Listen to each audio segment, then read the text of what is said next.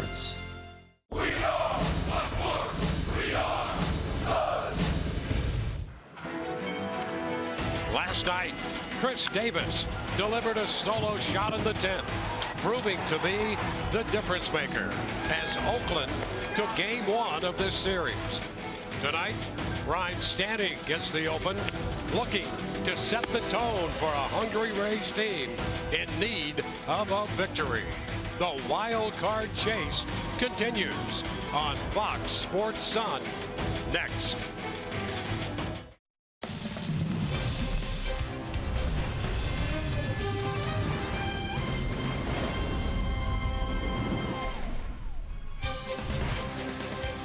We welcome you to Tropicana Field.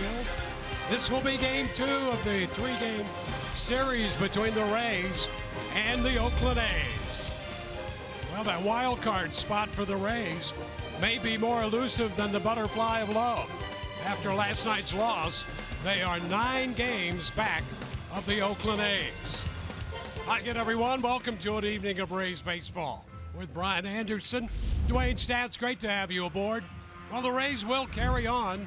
Their focus is to win the next 2 games here from Oakland, and this game tonight will feature 2 of the hottest hitters in baseball. Yeah, let's start with Tommy Pham for the Tampa Bay Rays. You know, a 17-game hitting streak. That's the longest active streak in Major League Baseball, and for the most part, Tommy takes the drama out early, getting those hits early in the ball game. You can see he doesn't come by the 17-game hitting streak cheaply either. The average at .391. 8 of the 17 games have been multi-hit efforts, including 4 doubles, 3 triples, and 3 home runs. So hopefully he can keep that going. And what can you say about Chris Davis? He was the difference in the ball game last night. And one of those few power hitters that prefer up the middle the other way. As you see all of these different home runs, he keeps the hands low, he keeps them quiet, and he has that big uppercut swing trying to lift the ball and get it airborne, and that has worked out to 42 homers, leads Major League Baseball, and 111 driven in. That is good enough for second in MLB. Well, this one tonight will also feature 2 of the top pitching staffs in baseball. The Rays second in the American League, only to Houston, and 3rd in the major leagues. Michelle Margot will have more on the pitching when we return.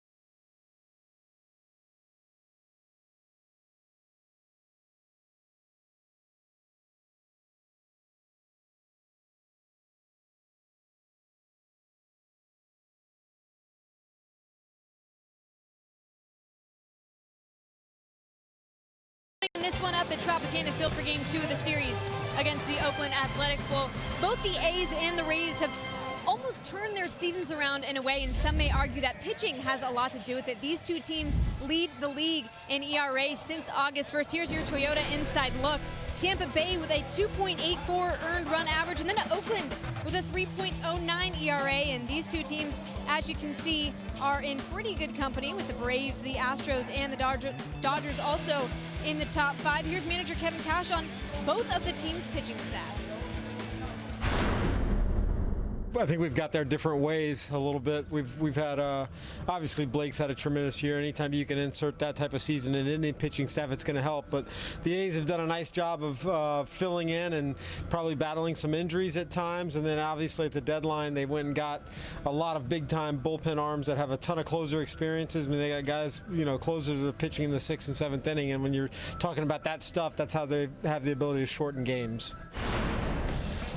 Well, when we come back, both the A's and the Rays using an opener today, hoping to continue the trend of league-leading pitching. We'll have first pitch of Game 2 from Tropicana Field with Dwayne Stapp and Brian Anderson next.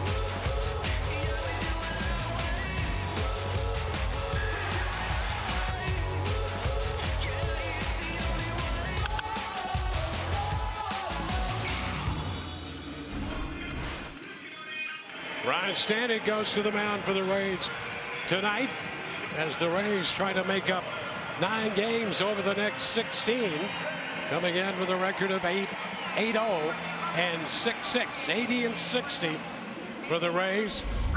And here is the starting lineup for the Oakland A's tonight, presented by your local Ford dealers. Chad Pinder is going to lead it off in left with Matt Chapman at third. Jed Lowry hits third, the second baseman. The DH is Chris Davis. He decided the game last night. Matt Olson, Evan Piscotty, Ramon Laureano, Marcus Simeon, and Jonathan LaCroix. LaCroix will wrap up the lineup for Oakland. Well, taking the mound tonight and opening this thing up for the Rays is going to be right-hander Ryan Stanek. Pitched in the ball game last night, but we see this quite often as he's been busy. 52 games, 25 have been starts. The record 2-3. The ERA of 2.58 and 59 and a third total innings. Stanek all set. First pitch of this game is a foul ball at the plate. Well, Pinder turns out to be a guy who can play all over the place for Oakland. Has some power, 11 home runs.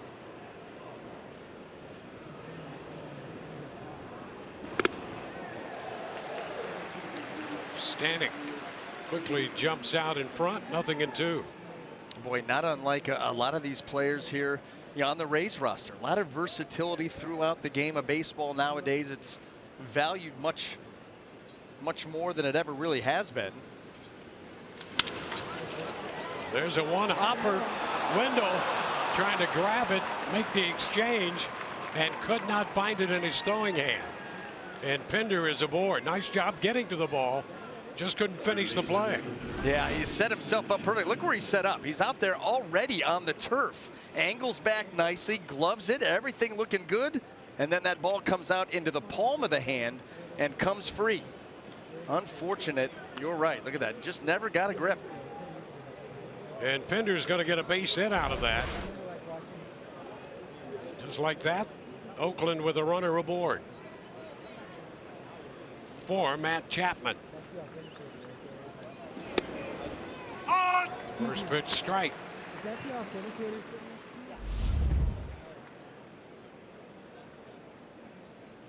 Chapman with those 22 home runs. A lot of doubles. He's 5th in the league with 42 base hits. He had one last night, scored a run in the 4th.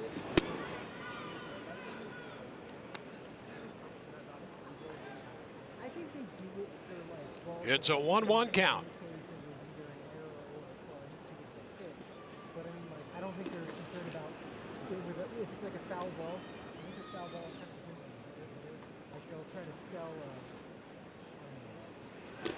That's going to skip away, and down to second goes Pinder. That slider right there by Stan. Let's see if it got the foot of Schufo. He goes down to block it. Oh, it went off the glove. Hand actually deflected wide of the shin guard. A wild pitch. Now a man in scoring position. 2-1 the count to Chapman. There's a fastball by him. 98. It's the one thing that Stanek does bring. He falls behind and he still has that fastball that he's capable of beating you with in the zone.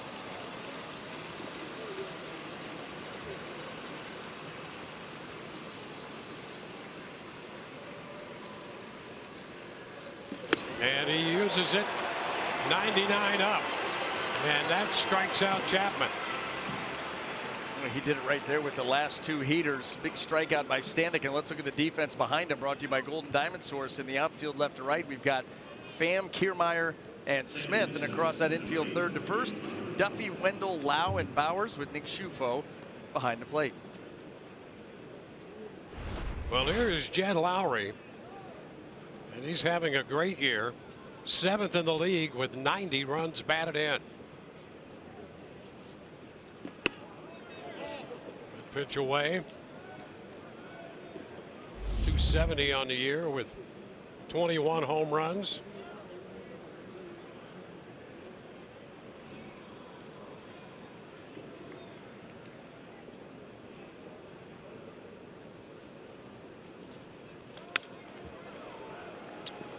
One and one.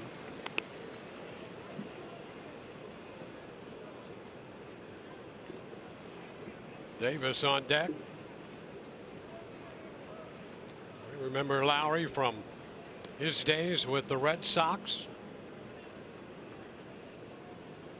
Second time around with Oakland. He split that with a short stint in Houston.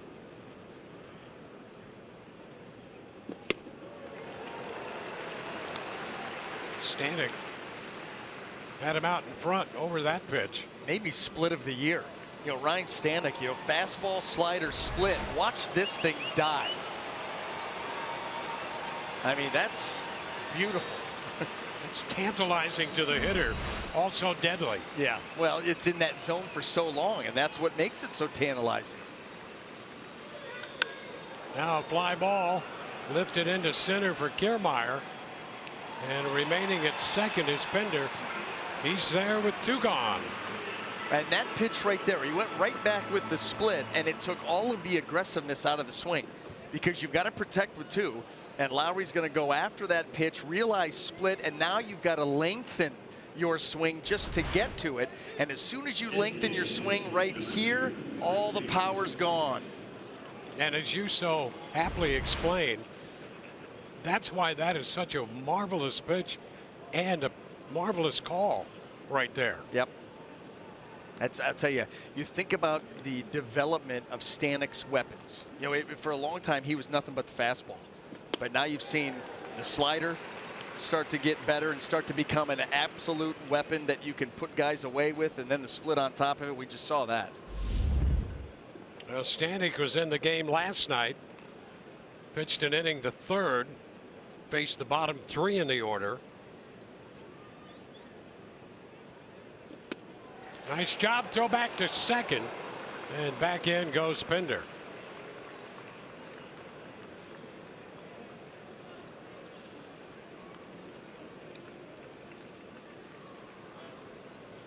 A 2-strike count on Davis.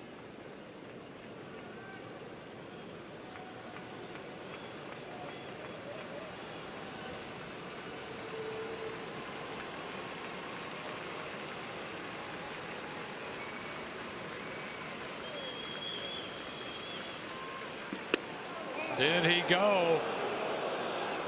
And on the appeal, apparently he did not. Came close. Did it matter? Hey, they could have called that a strike just being in the zone. Oh, that's a great pitch. You're right.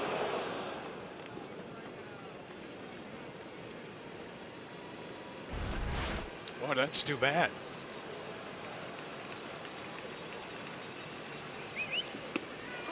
How about that one? Strike 3. Finally. A little delayed call by Vanover, but he got him. Called 3rd strike. Malik Smith will lead off the home half.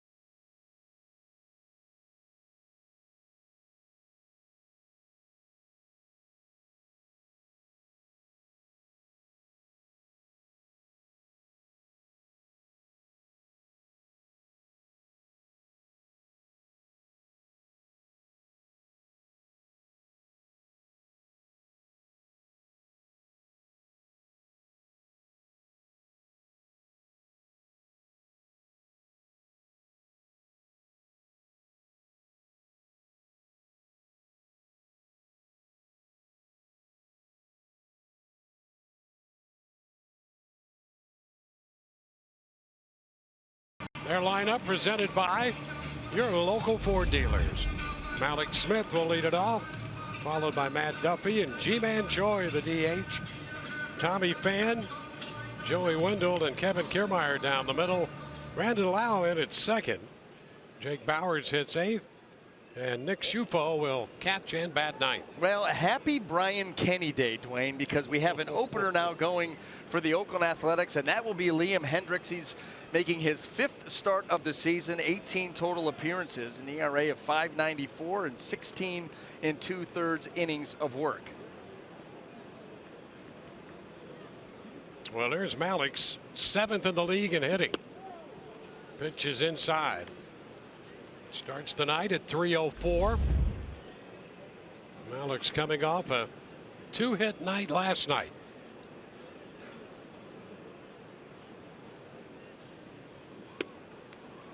And now a strike. It's 1-1.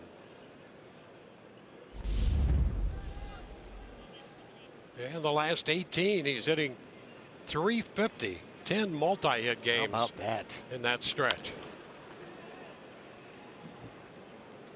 You know, the big thing about Malik's, and Ozzie Timmons was talking about this the other day, for a guy his size, when he first came here, he wanted to pull the ball.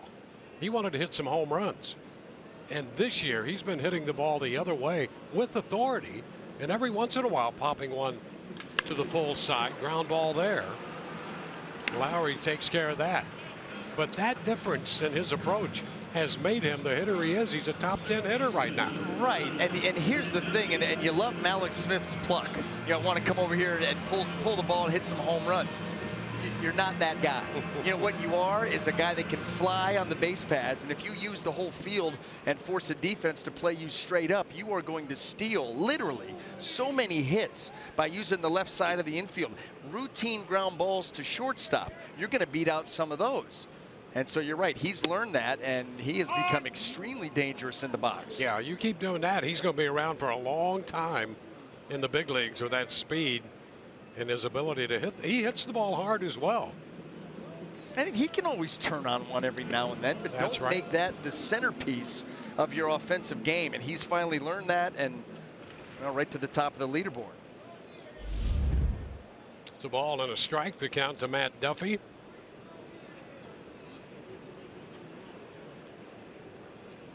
Well, Matt, 296 overall. And he has certainly used the dimensions here at Tropicana Field to his advantage. He's hitting .328 at home. And there's a lot of territory for a hitter like him to do what he does. Hit the ball everywhere. Yeah, and you know, this is the first time you see back-to-back hitters that have the infield defense straight up. And it's because of that. You know, Matt Duffy is a guy that is not afraid to let the ball get into the zone before he fires on it. And he can even inside out some pitches that are middle in and shoot them out into right field. When you see Oakland giving him the left field line, you know, daring him. Almost every at bat he has is a mini clinic in hitting. Demo day. He is demo day in the batter's box. Fouls that one back the other way.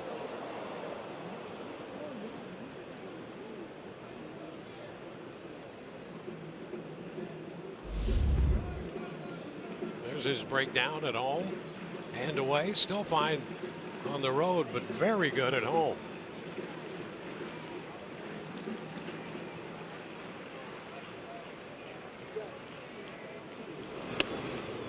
And here you are, full count.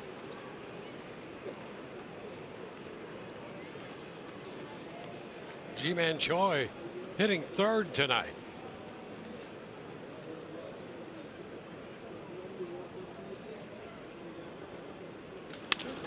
There's the liner the other way.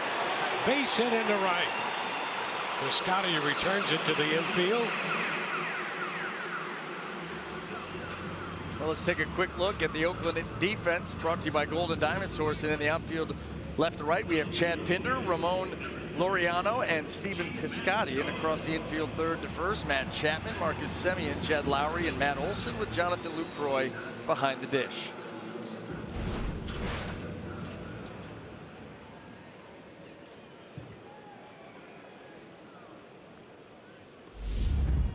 G-Man Choi.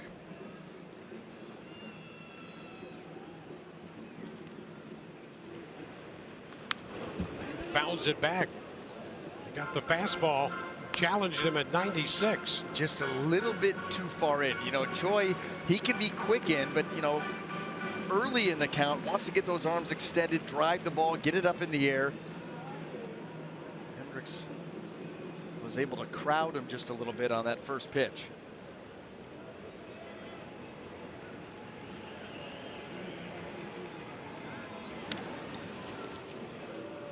That's Duffy at first.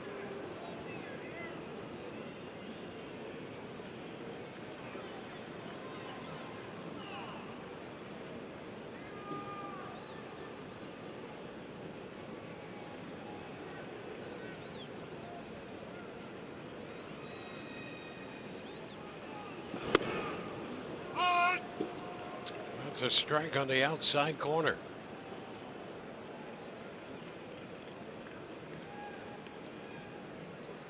International touch to this matchup. Choi from South Korea, Hendricks from Perth, Australia.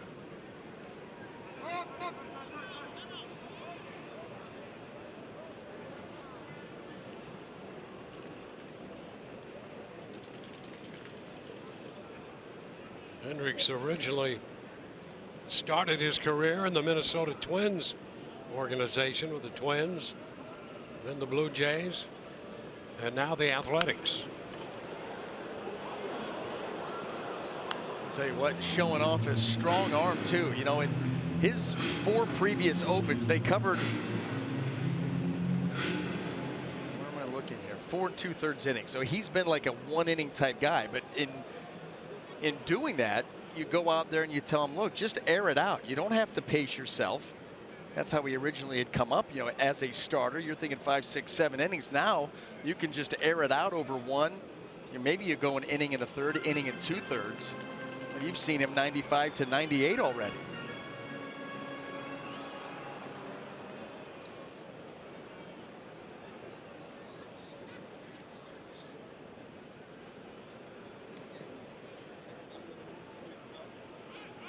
Starting to stop by Duffy on a pitch down and in.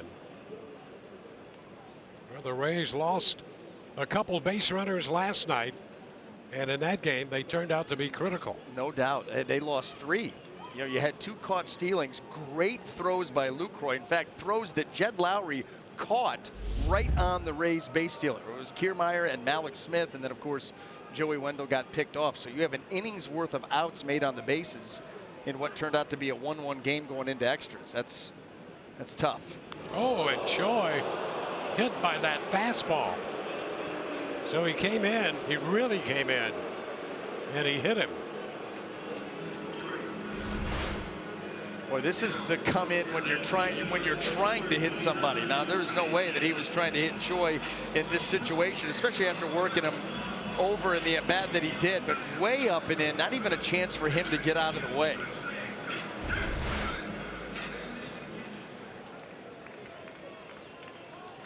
And he can still smile. This guy smiles all the time, even when he's hit by a pitch that's 96 miles per hour. Well, what a great outlook on life, huh? Yeah, if you could take 96 to the armpit, the lat, back of the shoulder, and be smiling down at first base, yes, it's a good place to be. Well, there's Tommy Pham. He has the Major League's longest hitting streak currently. Starts the night at 17. 1 ball, no strikes.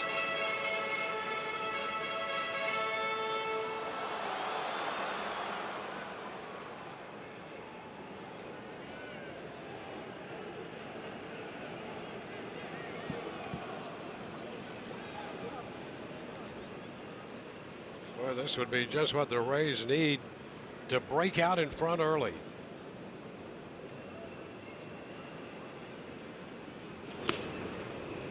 Two balls, no strikes. You see Pham and his numbers during this hitting streak. Pretty impressive right there. 391. Well, you see the 8 multi-hit games, 10 extra base hits. He scored 16 runs. That's a big deal. He's been aggressive on the bases, a couple of stolen bases during the streak. Right now, 2 short of the club record. Jason Bartlett had a 19-game hitting streak. 2-1 now.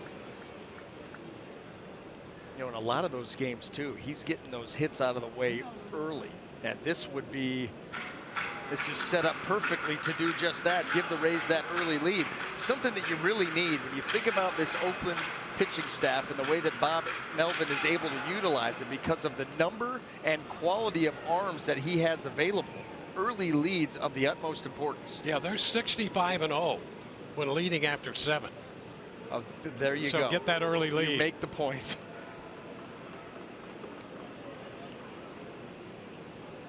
2-1. That's going to be a strike. 97, and it's 2-2.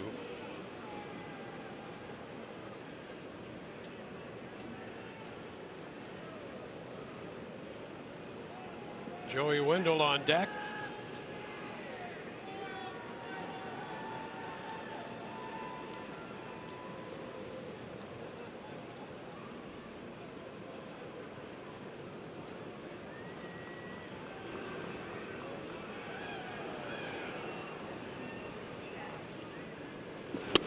And a close take there. The count is full. Second full count of the first 4 men he's faced.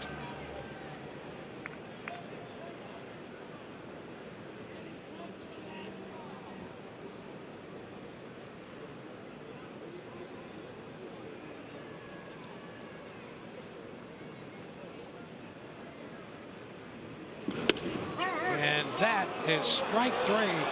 Pham doesn't like it. Pham not happy about that call. He thought he'd drawn the walk.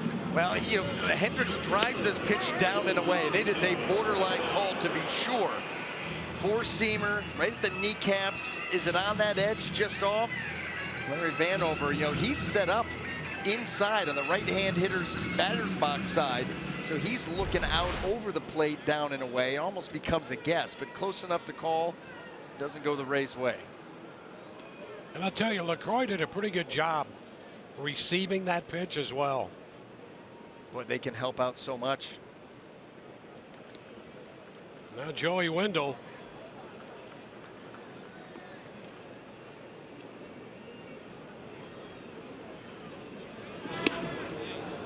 Pitch biting down and in. Strike 1.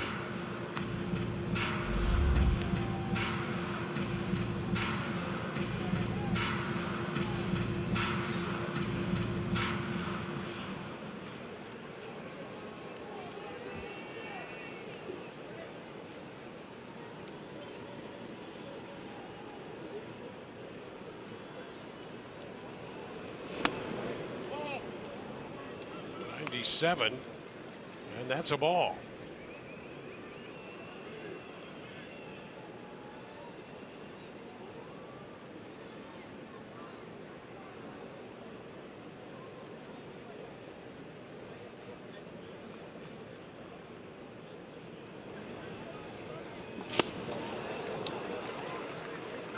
Now Hendrick ahead of Wendell, 1-2. 323 in his last 16. His average at 293. He's been above 290 and pushing 300 on occasion. Among rookies, the second leading hitter in the American League.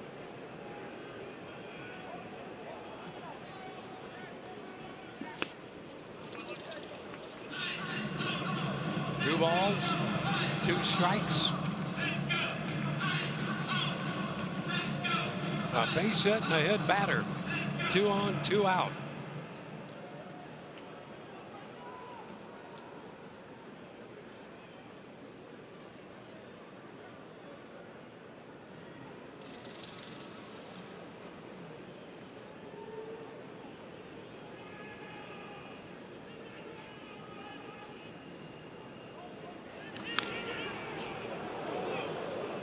A little bit of that one.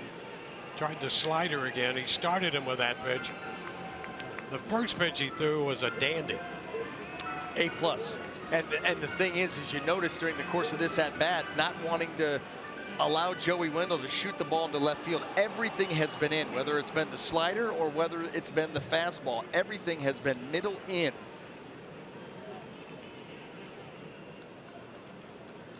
See if they stay in there.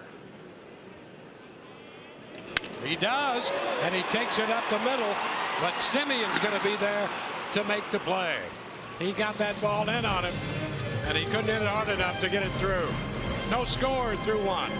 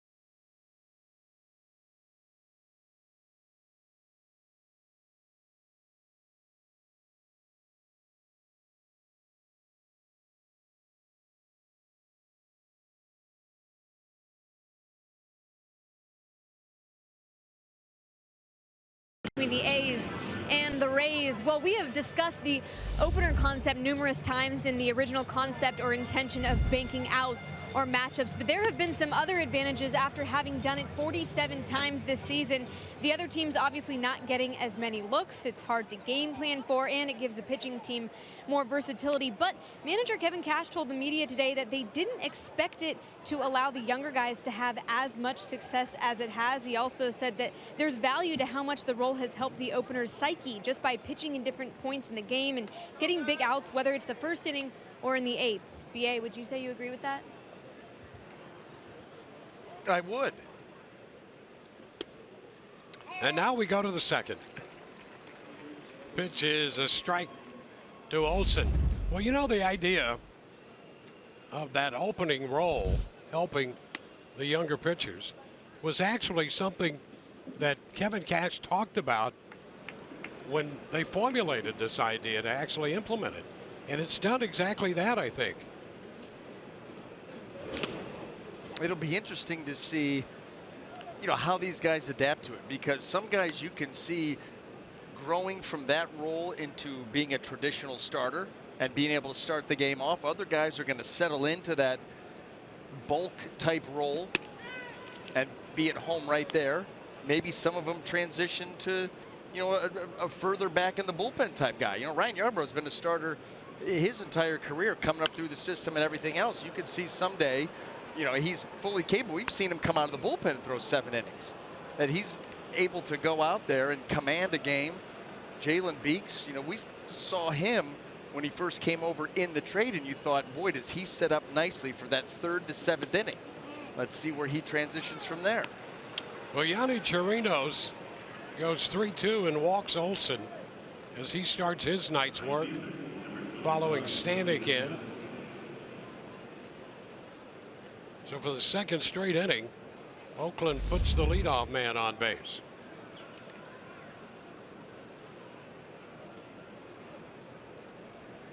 Here's Piscotty.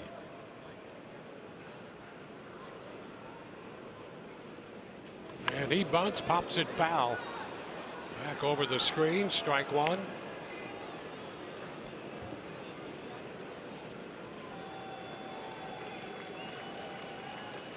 Team Kuykofer, the lefty in the bullpen.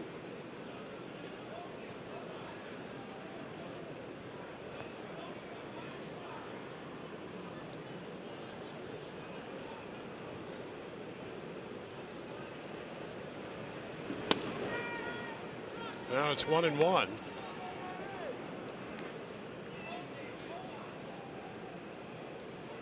Piscotty had a 14-game hitting streak come to an end last night.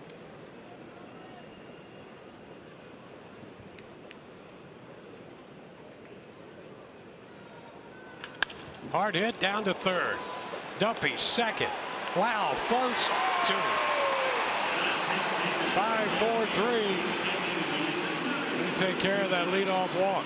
You know, Dwayne, speaking of demo day, Matt Duffy did a demo day talking about third base play, and he always said, I want to work from down to up because I can come up a lot quicker than I can start up and go down. And it's a good thing he's taking his own advice right there, because that was a rocket shot for the 5-hole. But because he is thinking down to up, he's able to get that glove there and get the double play started. There's a first pitch strike to Laureano. Well, you're right about that. He's had some shots down there at the hot corner in recent games. Nicely done to start the double play. And now a quick start for Chirinos to this at bat for Ramon Laureano. Double plays will have that tendency. You know, you give up the leadoff walk, and then all of a sudden you get the quick double play, and all of a sudden the pep is back in the step. Life is good again. Yes, it is. Working quickly, trying to end this inning.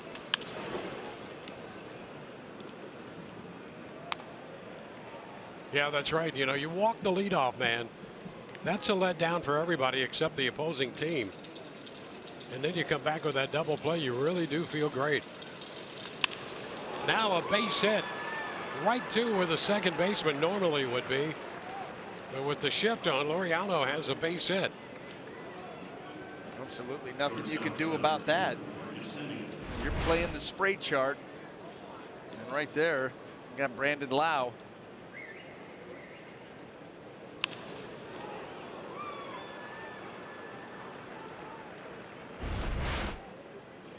Marcus Semien.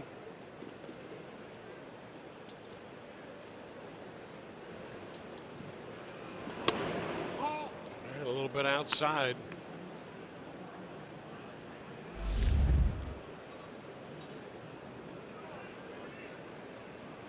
Semien at 258.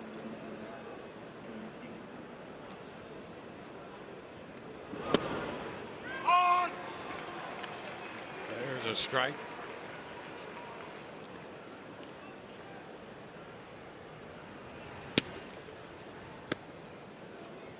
Kuykofer has some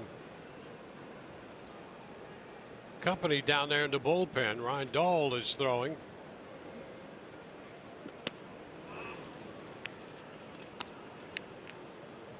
Two and one to Semien.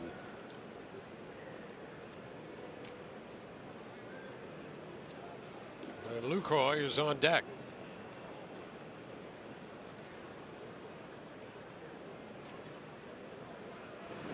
Keeping an eye on Laureano over there. Laureano is 5 of 5 since coming up.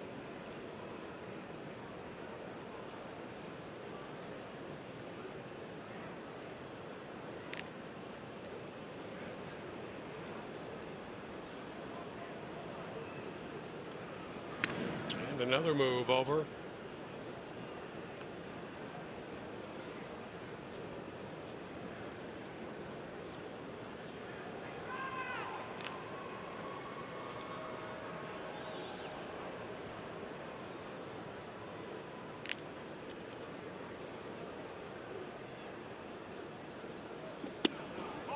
It's upstairs.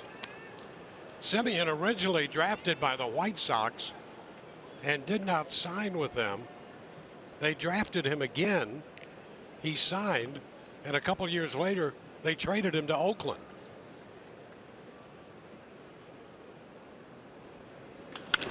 And he lines it into right center. Cut off by Smith.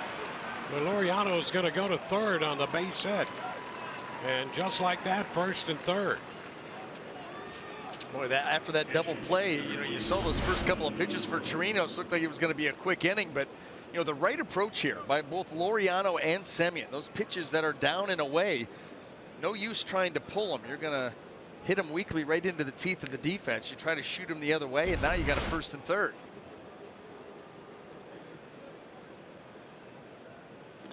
Well, now Jonathan Lucroy.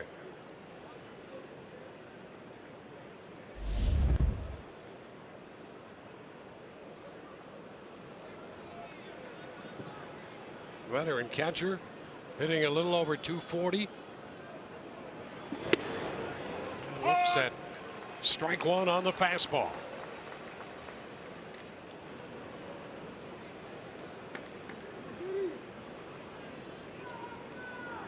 Stanek worked the 1st inning, gave up a hit, no runs, struck out 2. Now it's Chirinos, and a 2-out spot with men on the corners. Ground ball for Duffy. Down to second the short way. Wow, right there for the force play. Bottom of the 2nd coming, no score.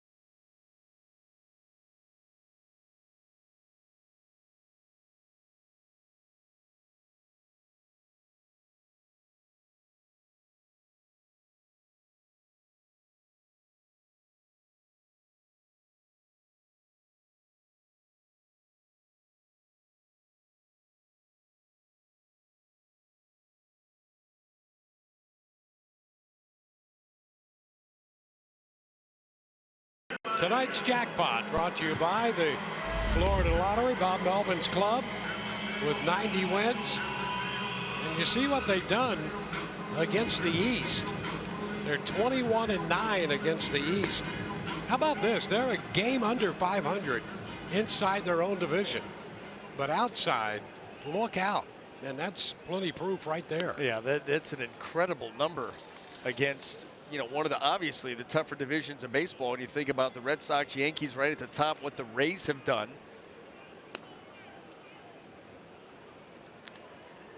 Yeah, that's a pretty impressive number right there. I mean, you look at the Cleveland Indians. Cleveland Indians are a byproduct of their record within their division. Outside of their division, they're a sub-500 team. Oakland, sub-500 in their own division, but they wipe up everywhere else. Well, here's what they've done. They've gone 7-0 against the Blue Jays and 5-1 against the Orioles. But they've also won the series from the Red Sox. So they're 4-2 against the Red Sox, 3-3 against the Yankees, and they're 2-3 against the Rays. So more trouble against the Rays than anybody else in the division. Kiermaier up here with a count of 1-1. And a broken bat. Look out. Liner off the glove of the left-hander. And Semien, the shortstop, picks him up, but no play. And Kiermaier is aboard. Dean Kiekefer is the new pitcher, the lefty. And Kiermaier hit that liner back at him off the end of his glove. Watch him double clutch. This ball got in, and so he's, look at the glove, how long it was hanging out there. You're thinking a line drive right back at you. You react quickly to it, and he reacted a little too quickly. The ball really wasn't there yet because it had been mishit, and much to the benefit of Kiermaier, off the end of the glove. No chance you were going to get him after that. Yeah, he got that glove up there with greater velocity than he did that off-speed pitch. Yes. Brandon Lau takes a ball. Now you're going to see a parade of relievers all night long here, probably for both teams, but already double barrel action again going in the Oakland bullpen. High fly ball off the bat of Lau. That's well struck and gone. Home run for Lau. Rays take a 2-0 lead. Lau takes the lefty deep.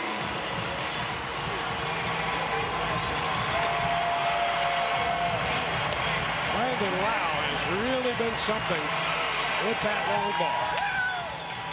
Hit it well and got it out. Two-seamer, middle in and up, and then gets right into the swing. And I think you could see from the reaction of Lau, he had a pretty good idea that ball was going to get out of here. And it did. Nice catch. Oh, and then it came out. It came out. Lost it on the celebration, Wayne. Well, you got to complete the play. You do. She have 2 feet down. She had 2 feet down 3 or 4 times, and then it came loose. Well, bless her heart. Well, what a night it's been already. We're only in the bottom of the second.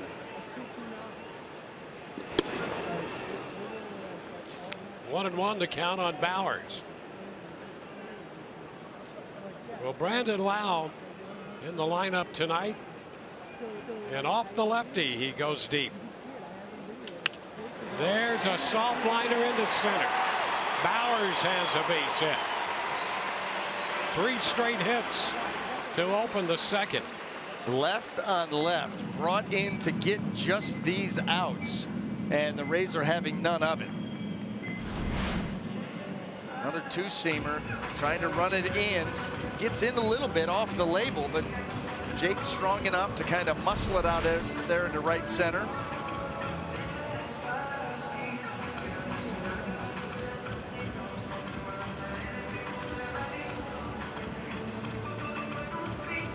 Saw a little visit on the mound.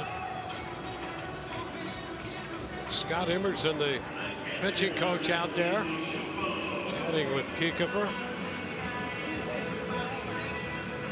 Nick Schufo, another left-handed hitter. The Rays, you know, if you look at this lineup, Wendell left, Kiermaier left, Lau left, Bowers left, Schufo left, and then you go back around to the top of the order, Smith left.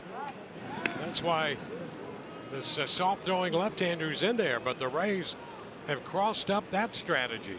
Well, and here's the other thing, Dwayne. Bob Melvin only has 2 left-handers available to him out of that bullpen. So you use one of them up early. Now, he does have 16 righties. Hey, a bunt down to third, and up to second base goes Bowers. So Schufo bunts the runner over. I mean, Bob Melvin and the Oakland A's are the only team I've ever seen that their bullpen sheet is a scroll. That's pretty amazing, isn't it? I'll tell you what, I mean, who cares, but this is my opinion. With 18 men for them to choose from, they've got to do something in September. Call as many guys up as you want, but make only a certain number eligible for any particular game. 30, okay, you can have up to 40 guys. Yeah. They have 38 players on the active roster. In last night's game alone, the leadoff spot, I think they ran at least 5 players through the leadoff spot. Bob Melvin, because he has such a long bench, he started pinch hitting second time through the order. Pinch runner, pinch hitter, I mean, all the way across the board because you've got so many players available to you. Yeah, that looks like a backyard barbecue get together in the bullpen now. Of a very large family. That's right. And those guys look hungry too. A strike on Malik Smith. Ground ball right side. Lowry's going to make this pickup. Bowers goes to third. So the sacrifice by Shufo and the ground ball right side by Malik's. Matt Duffy is due up. And Bob Melvin's going to make another trip to the mound and a pitching change. So 2/3 of an inning for this lefty. He gives up 3 hits so far, 2 runs. Call to the bullpen brought to you by the Florida Lottery.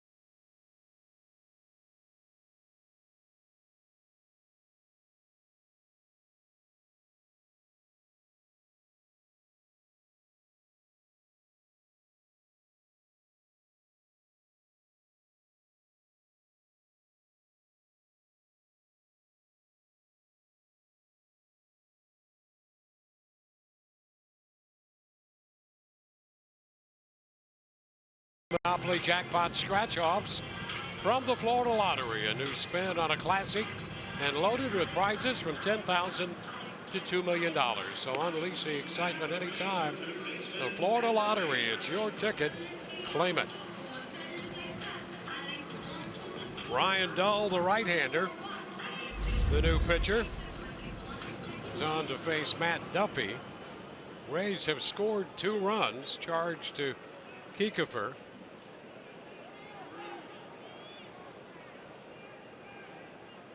And we'll see if Duffy can get the 3rd run home.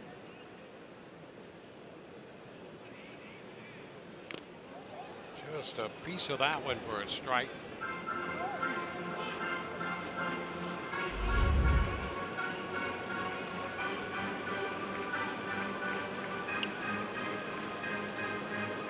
Well, last night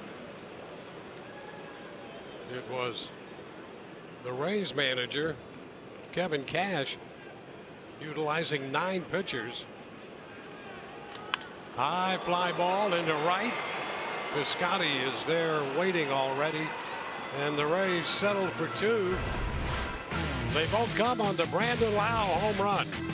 We're at the end of 2-0 Rays.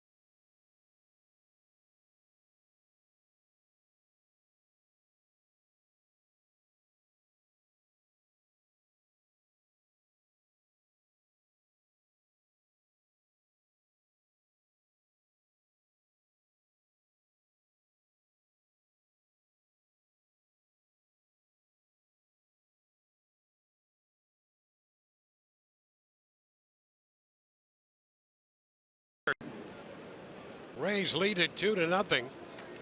Nick Martini up here now. Martini leading off the third. Chapman will follow, and then Lowry. So Bob Melvin goes to the bench. He's giving Cash a run for his money with the pitching changes. And now the pinch hitter. 2 balls and a strike. Kevin utilized 9 pitchers last night. That's a line drive and jumps out of the reach of Wendell. He went diving to his right. And Kiermaier gets the ball back in to hold Martini to a base hit. Boy, Wendell made that close. I didn't think the ball came off the bat, not a chance. But look at him range. Oh, man, did he just miss that. Great effort. Ends up a little bit short. That sounds a lot like me in college, too. I'm just a little bit short. Well, there's a lot of us like that. Ground ball through the open right side. Chapman has a base hit. First 2 men are on here against Chirinos. Well, you go back again, you had the shift on. That's the 3rd Oakland A hitter we've seen go that way. And right here, wide open right side. This ball actually ends up down and in, and Chapman just stays inside of it. Takes his base hit to right. Now you start to build an inning. 2 men on with nobody out. You have the middle of the order coming up. So a challenge now for Chirinos. The good thing, and you can see the Rays again putting this shift on here against Lowry. Matt Duffy, the lone man over here on the left side, right about the cut of the turf. But Chirinos with that good sinker, you know, you're 1 ground ball away from maybe getting another ground ball double play, which the Rays desperately need right here, or certainly would like. Well, let's see what they can do with Lowry.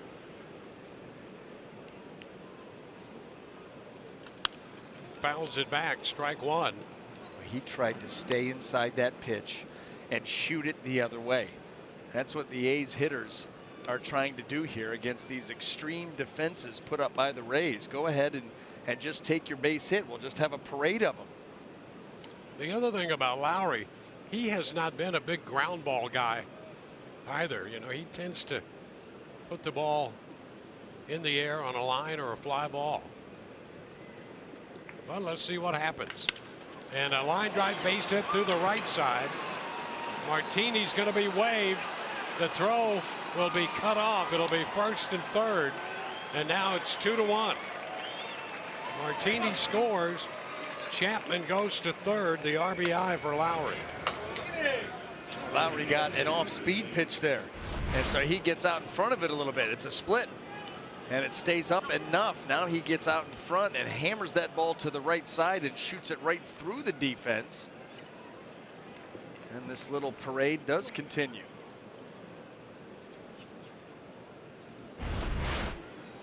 Well, 5 hits off Chirinos, 3 to start the 3rd. Hey, listen, it was just a couple nights ago in Baltimore that Oakland came out. I think it was a scoreless game at the time, and in the 3rd inning or 4th inning, they put up 10 runs, and they did it like this, just one after the other, a slow drip that all of a sudden became an avalanche. Well, they have a balanced lineup. I mean, up and down, 1 through 9. You know, they've got the big guy, Chris Davis, who's coming up now, who'll hit the ball out of any ballpark. But when you look at their numbers and their approaches, you can see where this could be a challenge to work through this lineup.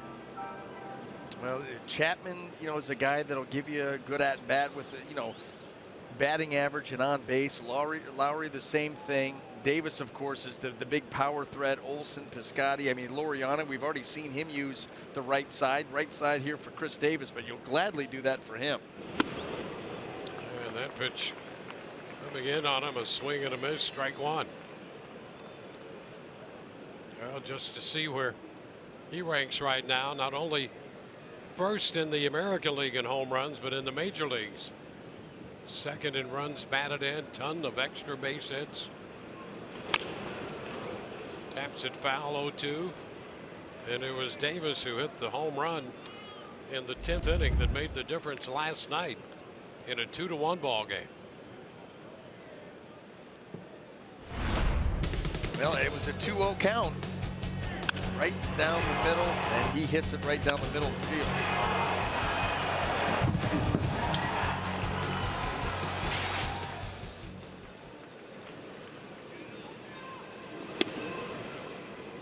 That's low. 1 ball, 2 strikes.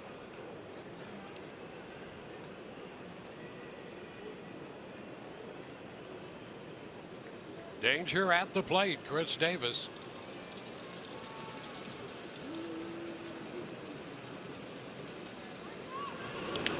In the dirt, blocked by Shufo. What a scoop there by Shufo. With runners on first and third, nobody out. This pitch well in front of the plate and in the dirt. Spiked the slider.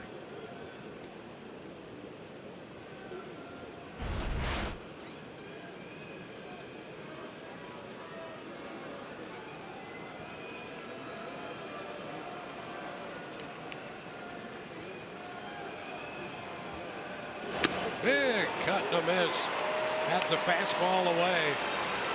It's a big strikeout of Davis for Chirinos in the first out. Watch the front hip of Davis. He really pulls off that pitch.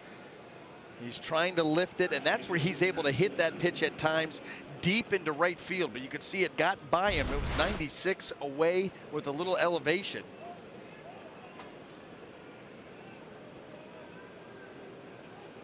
Matt Olson.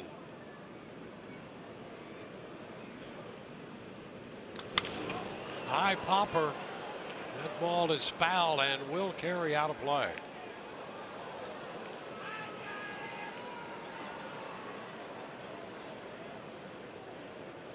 Tall left-handed hitter. Well, there's some right-handed and left-handed power back to back in these two guys, Davis and Olson.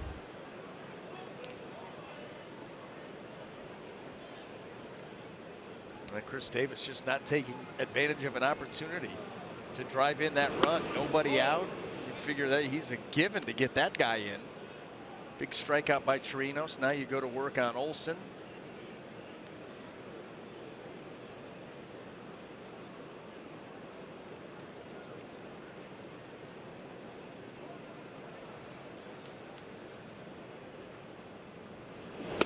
That's a big cut and a miss.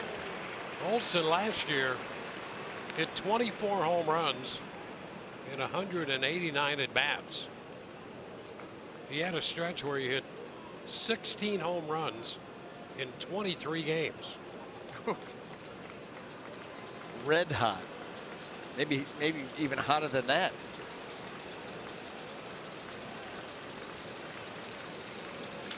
Ground ball right side. Allowed to win to 1. First base 2. Rays get the double play. Strikeout and a double play. Limiting the damage to 1. 2-1 Rays.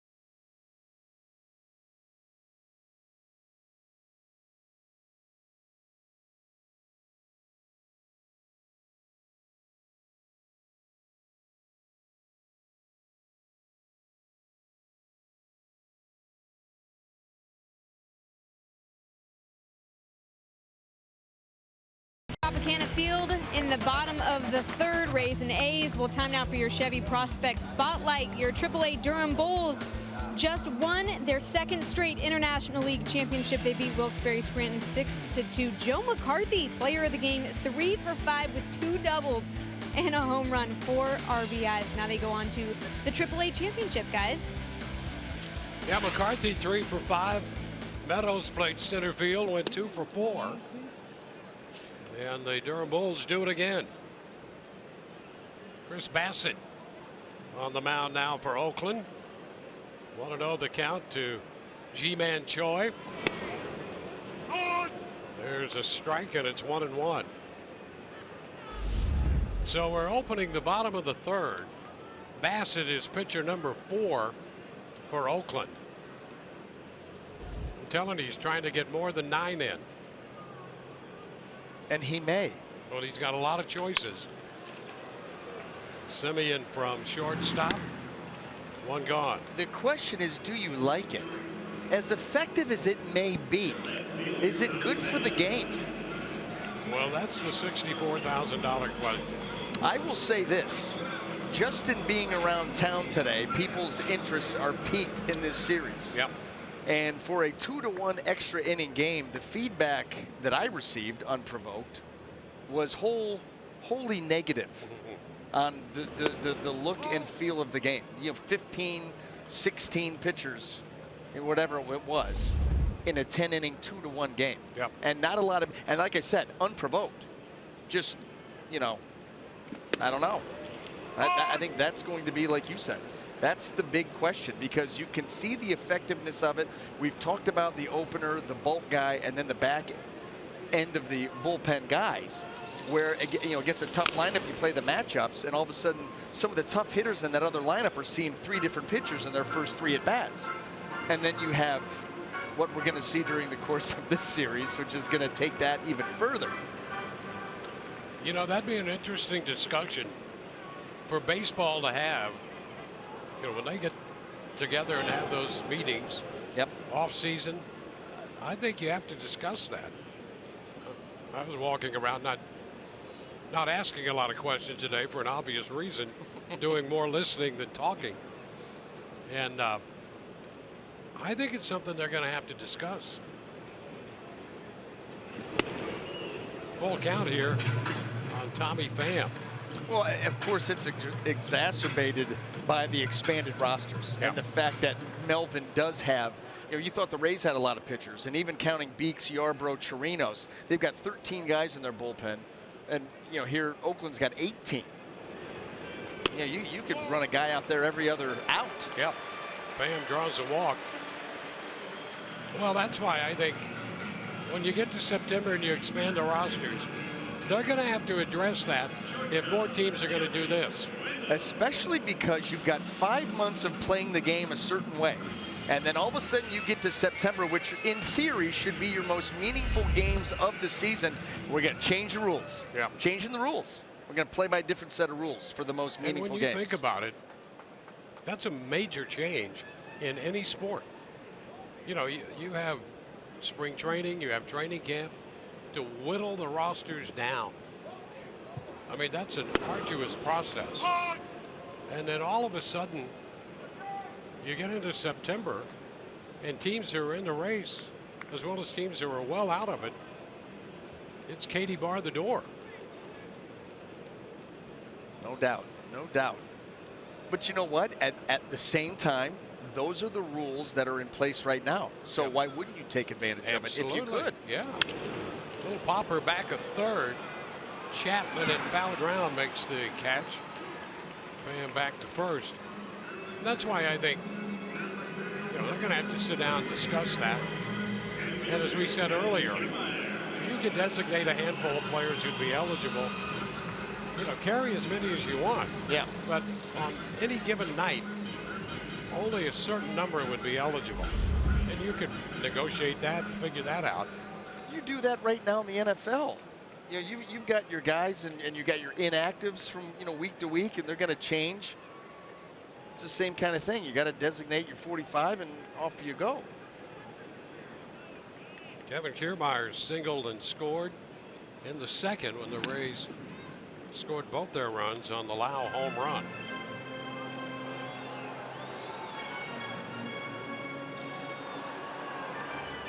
Hendricks started. Kiefer came on, then Dull. Now Bassett.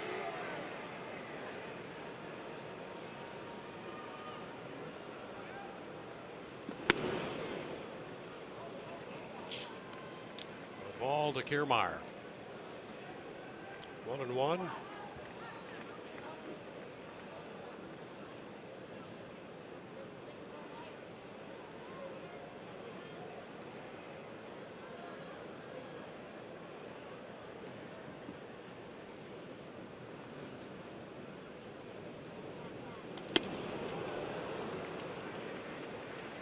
Ball, 2 strikes.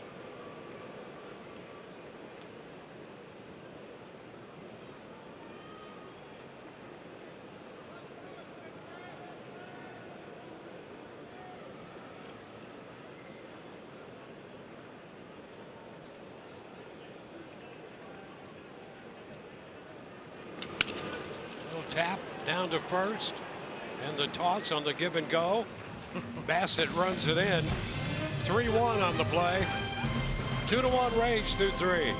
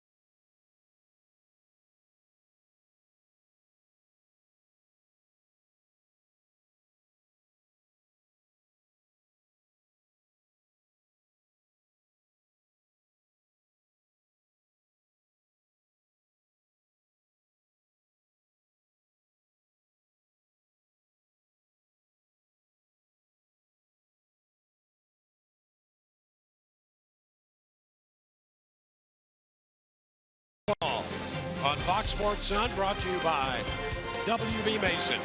Who but WB Mason, the official office supply company of the Tampa Bay Rays. By Publix, where shopping is a pleasure. And by Geico. 15 minutes could save you 15% or more on car insurance. Stephen Piscotty lines a first pitch foul down beyond the bullpen. Piscotty, Laureano, and then Simeon.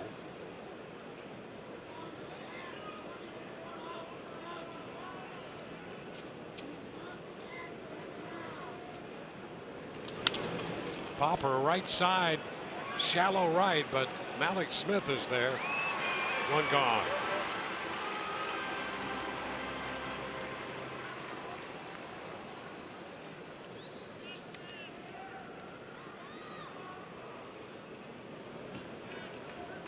Here's Ramon Laureano.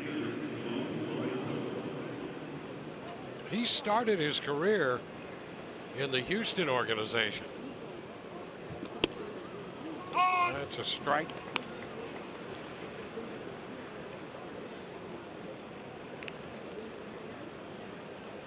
That was back in 2014.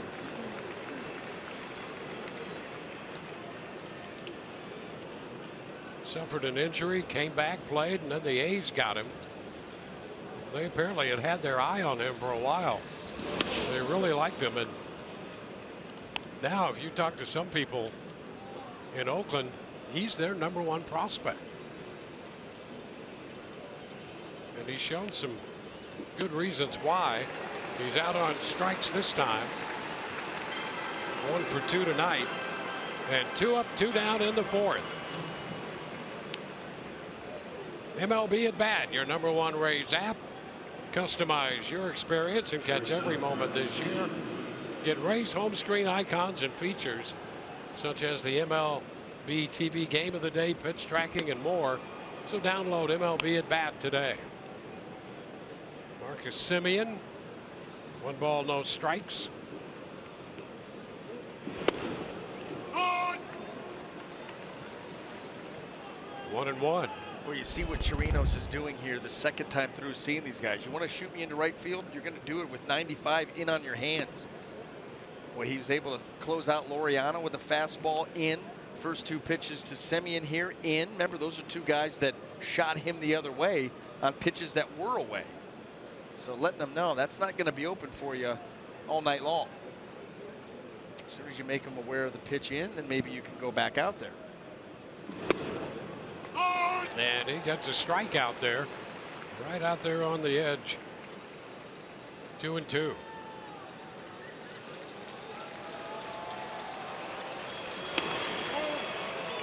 A little wide with that one.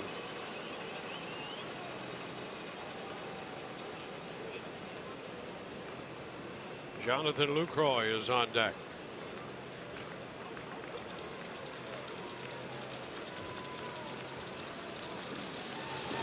Cut a miss, and it's a 1-2-3 4th. Nicely done by Chirinos. 2-1 Rays.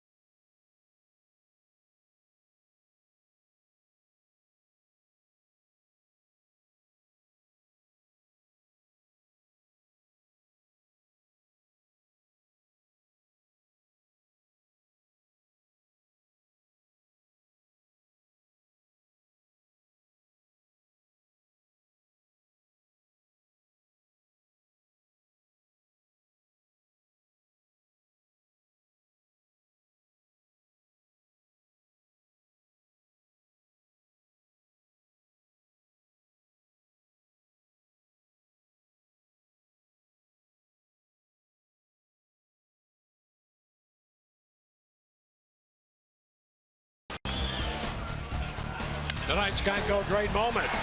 This date in 1998, Rolando Arroyo collects the team-leading 14th win as the Rays defeat the Angels 8-1. Arroyo allows just 4 hits over his 7 innings for the win. 14 wins for a rookie remained the franchise record until this year when Ryan Yarbrough has equaled that total. We go to the bottom of the 4th. Brandon Lau, who hit the home run in the 2nd inning, leads it off against Chris Bassett. The first pitch is a strike. Home run for Lau, his 5th since coming up from the minor leagues. Blossomed as a power hitter this year in the minors. Hit .297 with 22 home runs in 100 games between Montgomery and Durham. Behind Bassett, 0-2. Jake Bauers next, and then Nick Schufo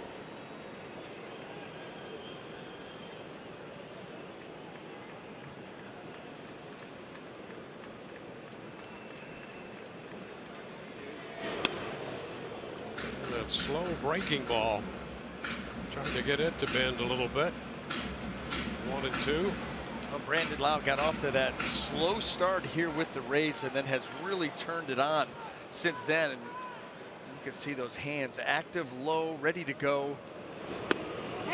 Ooh, and he came back with that pitch and got it in that time. A called third strike. Questionable at that. You know, usually that curveball, you're looking for it middle down. It stays up. I'll tell you what, maybe up above the zone. Watch Lucroy let that ball get close into his chest before he's able to grab it. You let that ball travel a little bit further, it gets a little bit further down in the zone and presents itself better to Larry Vanover. Now Bowers. Pitch is up, 1-0.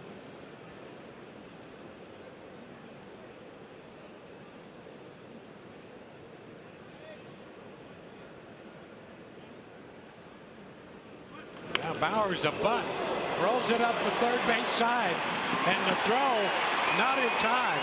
I'll tell you, Chapman, a good job of actually making a play out of that from where he started. Good idea by Bowers, and there aren't many third basemen who are going to make that a play.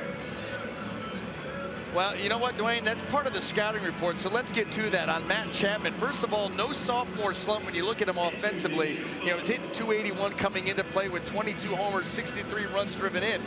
An elite defender. Dwayne, he leads all of Major League Baseball, all positions in defensive runs saved as a third baseman. And it's plays like this. Nobody would have even been able to make a play out of that, and yet he's able to get to it. Bowers beats it by a good step and a half, but still shows you how good he is over there at the hot corner. Yeah, that was an impressive effort by Chapman, to be sure. 1-0 to count on Shufo.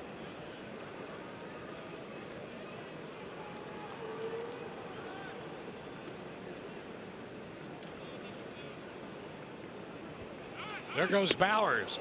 Shufo swings and misses, and the throw down is in time.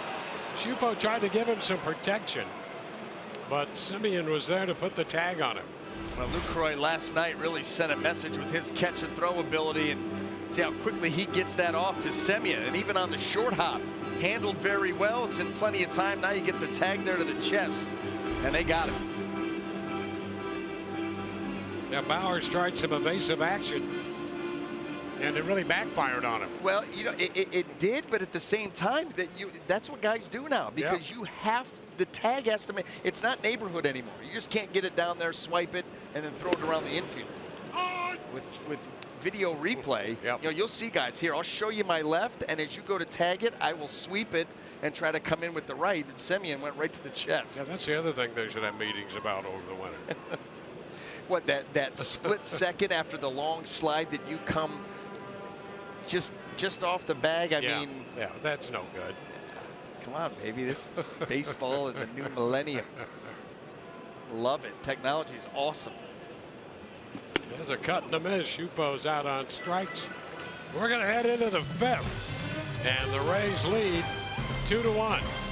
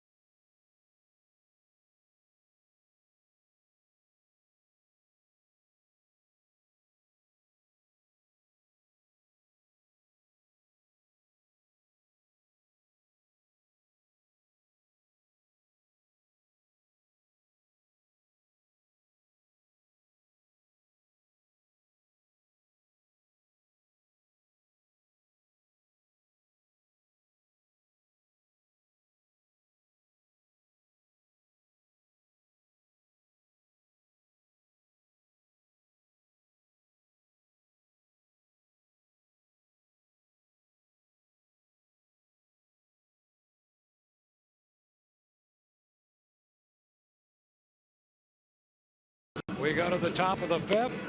Timeless moment brought to you by Coors Banquet. And Malik Smith receiving the Roberto Clemente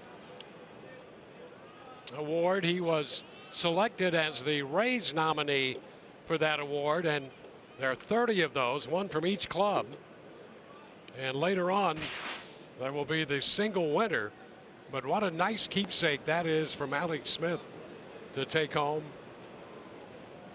Being nominated from the Rays roster as their representative, and he's got a chance for the good works he has done.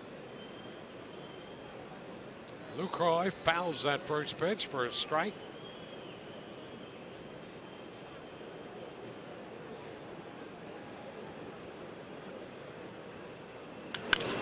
Foul again, third base side. A 2-strike count on the Oakland catcher.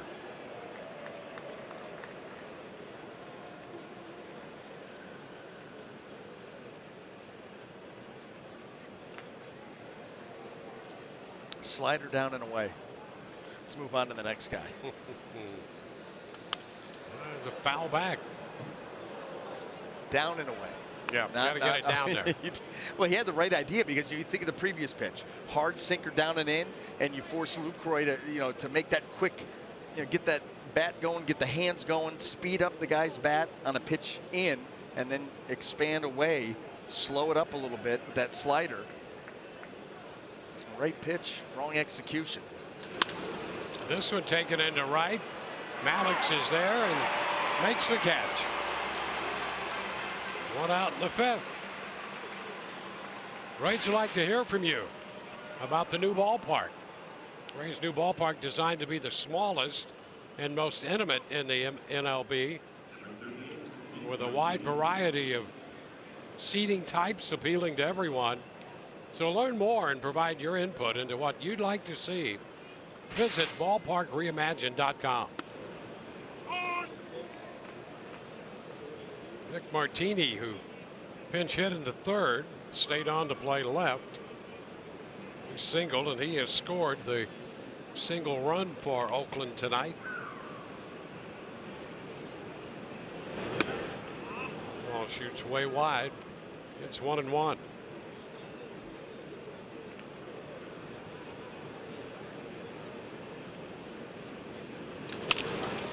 Toward the middle, that's Wendell. Throw to first, got him. Joey Wendell handles himself well wherever he is on the infield. Or in this case, the shallow outfield. That's right. That's where he ended up. You're right, playing shortstop here tonight, and he's going to range to his left. He's deep, and so he's got to make a good, strong throw. Look how deep he goes on that angle to come up with it, and now step and fire. But you're right, and Kevin Cash, how nice is that for him to know that I can create matchups, and I've got a number of different guys. You think of Joey Wendell and where you can put him. Think of the same thing with Daniel Robertson, where you can put him. He was the same kind of guy swinging the bat from the right side, where you could move second, short, third. They got some time in the outfield. 0-2 to Chapman now.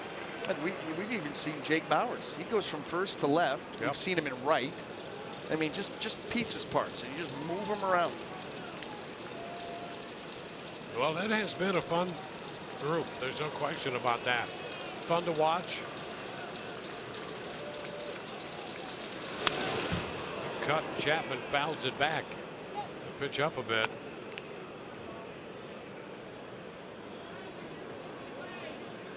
Two outs, bases empty.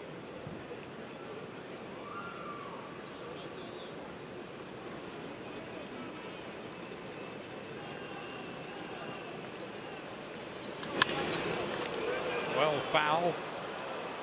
Do it again.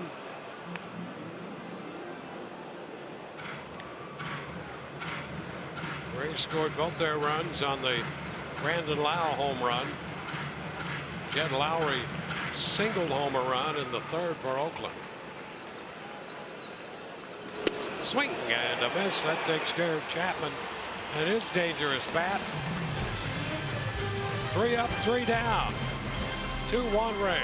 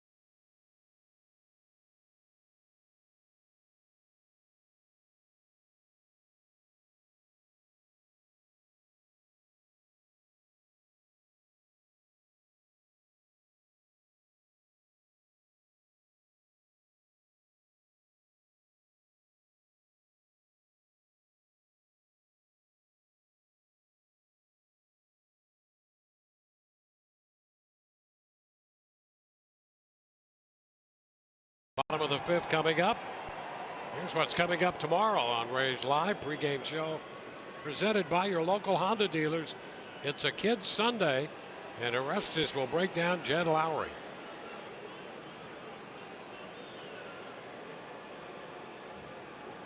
Chris Bassett to the top of the order. Roller by the mound. Going to be a close play. He is safe at first. Malik Smith rolled it right over the mound. Lowry did everything he could do, and Malik has a leadoff infield single. What did he hit this with? I mean, right off the end of the bat, I guess. And again, with the speed. Boy, slow rollers are so dangerous. You've got to be perfect and quick to get Malik's, and they were neither. Well, let's see if the Rays can turn that into something.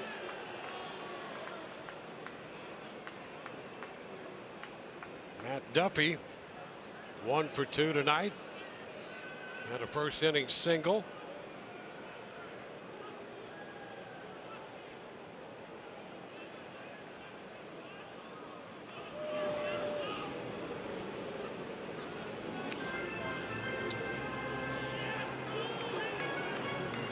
Three stolen bases for Malik's, second in the American League.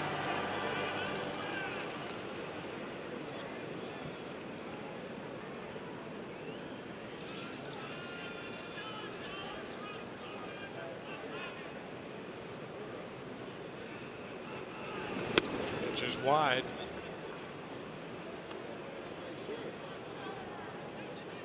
Each team now with 6 hits.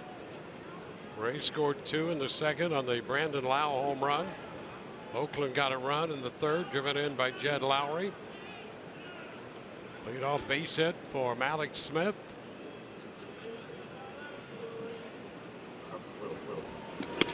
It's wide. See, that's that pitch where Larry Vanover is set up on the inside part of the plate with the right-handed hitter. And this pitch is a strike, but he's guessing out there on it. Nothing wrong with that at all. He almost appeared to be screened by the catcher, trying to look at that pitch.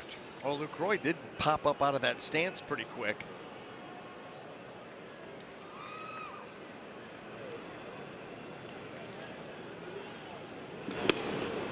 That one just missed. That's pretty close.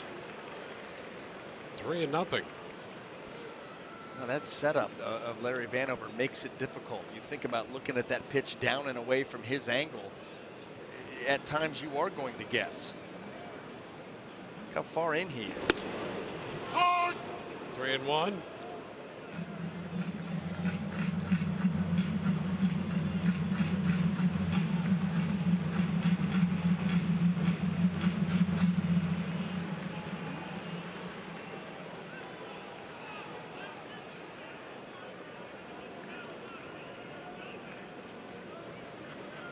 Runner goes. Pitch fouled up the right side. It's going to be out of play.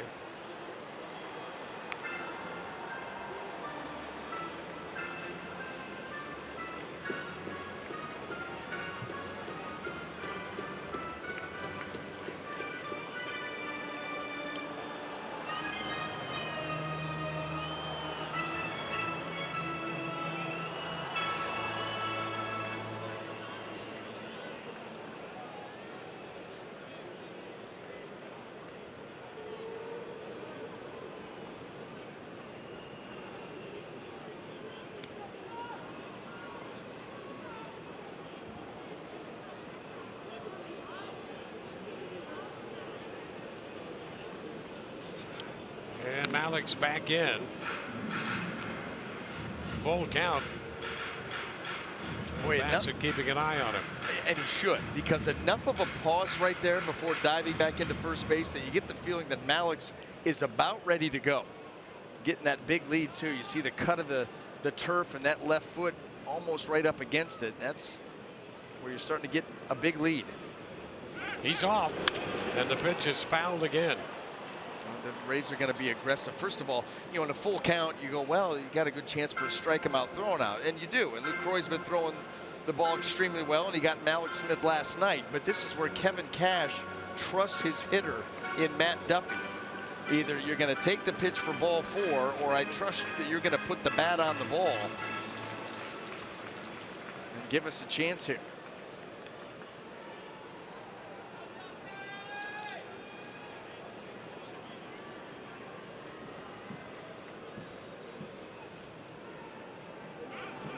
Runner goes, a chop to short. The Rays stay away from a potential double play there and get Malik up to second. And Duffy is out, Simeon to Olsen. Now you've gotten him into scoring position one way or the other, and you've got a couple of shots to get him in.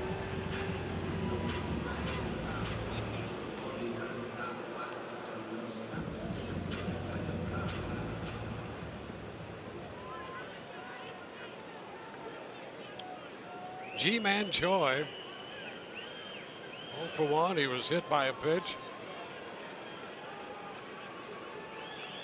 Up here, an opportunity to drive in a run.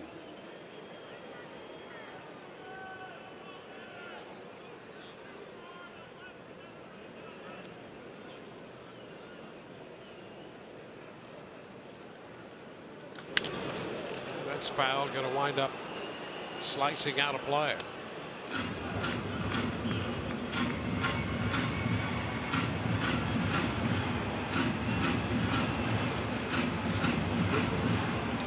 Celebration down there with a souvenir.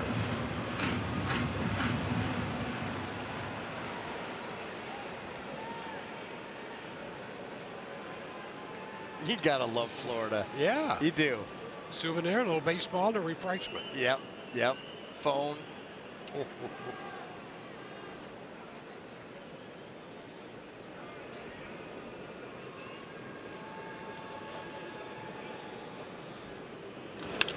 Into center, but it's going to carry. Liriano makes the catch, and Malik has to hold at second. That's out number 2. And now Tommy Pham will be coming to the plate. First and foremost, trying to drive in the run, but also trying to extend his hitting streak. It's 17 right now. That's the longest one going in baseball at the moment.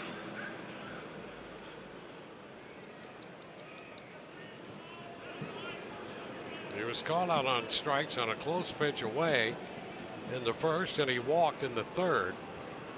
He's worked 2 full counts tonight. Facing Chris Bassett.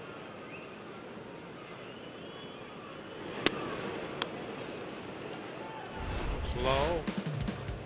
Jason Bartlett, the club record with 19. Quentin McCracken and Wilson Ramos with 18. Pham has caught Aubrey Huff at 17. Trying to move it along.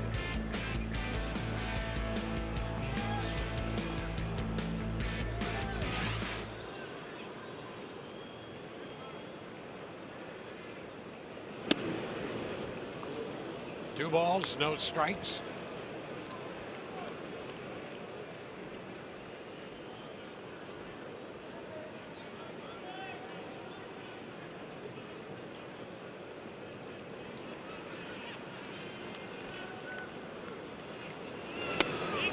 Oh, strike.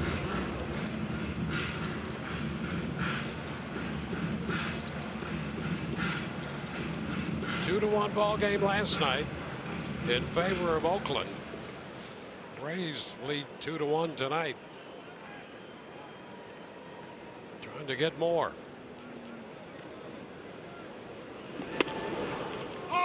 And that's a strike.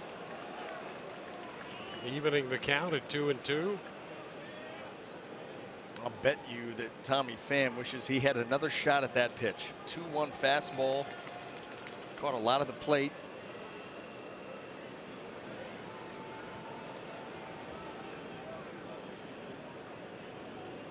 It's all right. You got another one to work with here.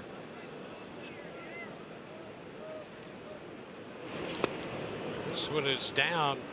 That curveball. We saw that against Lau earlier. He got a called third strike on it. Not too many, though. And that's where you're trying to, take advantage and really slow a guy up and get him out in front. And that pitch to Lau was actually up and out of the zone. Fortunate call for Bassett and the A's.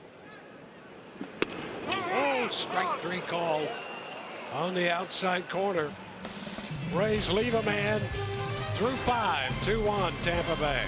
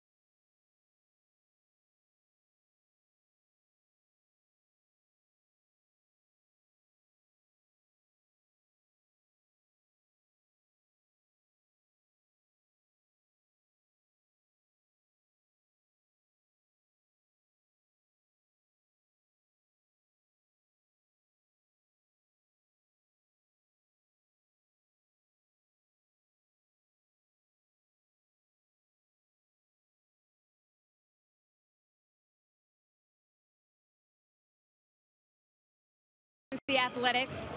Well, I am in section 120 with a bunch of season ticket holders and a bunch of Ozzie Timmons heads and a bunch of Ozzie Timmons jerseys. The first base coach and assistant hitting coach Ozzie Timmons obviously quite close in proximity geographically on the field, but also with the fans. We all know how nice of a guy he is off the field, guys, but it's clearly bleeding through to the fans. These are all season ticket holders, and they said that he's just so nice every single day, and even when they go on the road, he's nice to them. And so his birthday is coming up September 18th, and they decided to put on Ozzie Timmons jerseys and make these heads for him, and they said that he took it well. Ozzie Timmons getting his due. Hey, A very personable guy.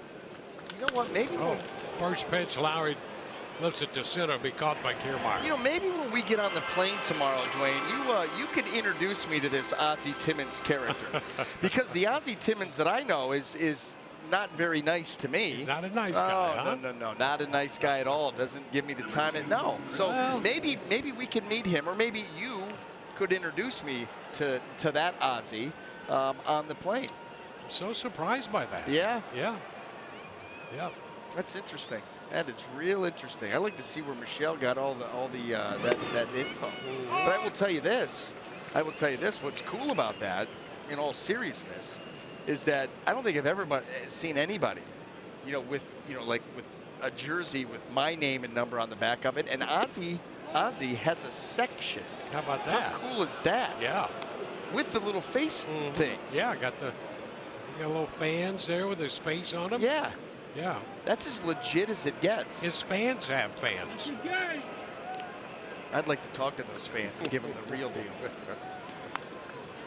The Ozzie I know. Ooh, I'm going to write an op-ed. There you go. Well, why not? Oh, Ozzie's fantastic. He is, isn't he? Yeah. Got University of Tampa ties here. Yeah, he's great. 3-1, the count. Look at that face, that smile. It's not much better than that. It's fouled straight back. Full count. He does like to play devil's advocate. He can be a contrarian. Yep. Well, that's just for fun. I think it is. Yeah. I think it's just for the sake of discussion. And we know he's in great shape. We watch him do push-ups every night. That's right. He's getting yoked. 3-2 shot toward right center. Kiermaier's over for this one. Chris Davis 0 for 3 tonight. second out here in the 6th inning. But Chirino settled in. He made 21 pitches in the 2nd, 15 in the 3rd when they got a run on those 3 hits to open the inning. But he's shown a couple of double play balls. And since the RBI single by Jed Lowry, he has not given up a base runner. Olson fouls it away at the 12-pitch 4th inning and a 12-pitch 5th inning. You know what's really stood out? Go back to that 3rd inning where they got him for the 3 straight hits in the run. Everything away. Everything away, and they were just shooting. And by the way, everything away with the shift. So they're shooting the ball the opposite field and take advantage to get that run in. Let's say about this one, that's going to be out of play. It appeared that from a moment it might stay playable. That was a towering pop foul. And with Wendell, it's short right. He and Malix were trying to chase that down just in case it did stay playable. Well, and going back to that 3rd with the staying away, the one thing that he's done since then, he started using both sides of the plate, making these guys aware of the pitch in, which has then opened up the outer half for him. So you stay away. These guys recognize it. They've got an open side to field to work with, and they take full advantage of it. After that, Chirinos is like, no. Now I'm going to start working in and out and changing speeds. And boy, has that settled him right in, like you said, very nicely and very efficient too. 1-2 on Olson. And that's going to be a chopper foul.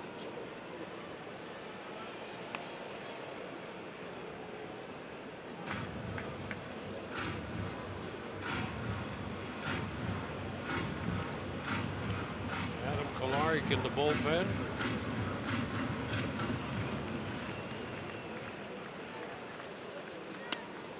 It's up and away. 2 balls, 2 strikes.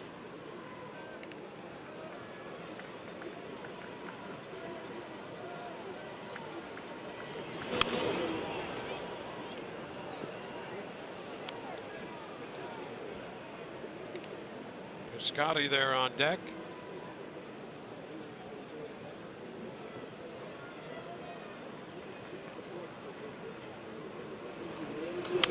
And another foul ball.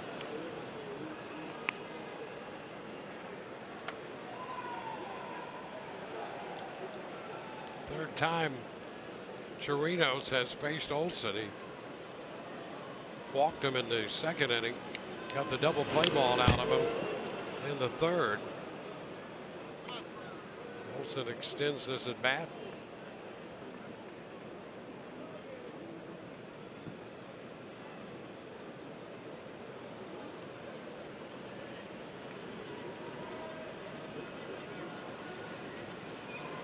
There's the 9th pitch coming, and a high fly ball deep to right, and that one will go out of here.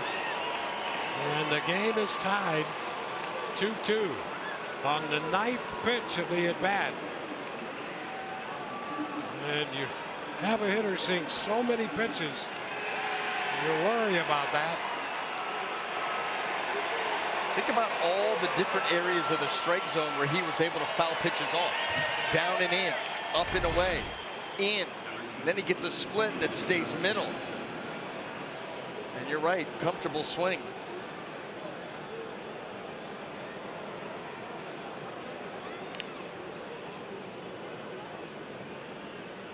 Piscotti, that's a strike.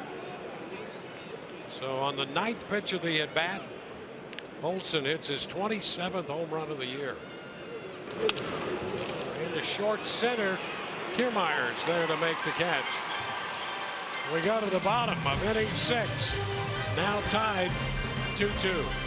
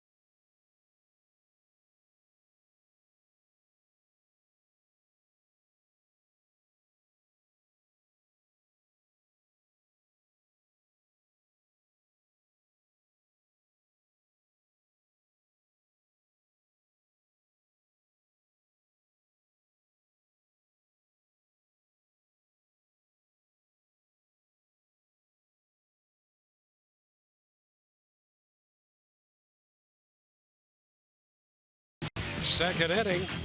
Brandon Lau with Kevin Kiermaier aboard. Belts his 5th home run of the year to right, giving the Rays a 2-0 lead. Jed Lowry drove in a run in the 3rd for the base hit. And Matt Olson with his 27th home run of the year has tied it.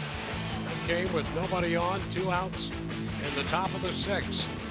Bottom of the inning, Joey Wendell leads off, and the pitch is wide.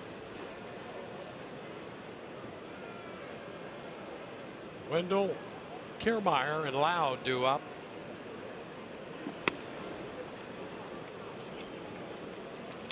Wendell ahead in the count. Looking for his first hit tonight. Got an RBI single last night.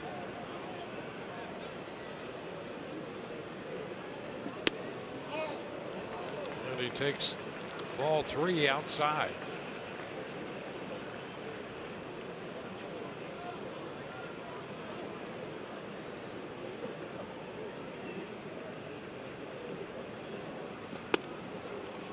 Facet has 3 innings of work under his belt.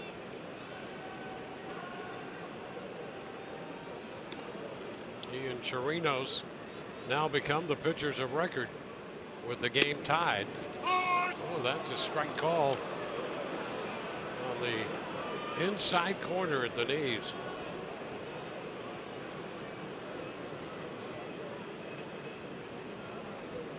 Three-2 now. And he checks on a pitch low. A walk, and the Rays have the leadoff hitter on. That will get Bob Melvin out of the dugout, and he's already made a call to the bullpen. Brought to you by the Florida Lottery.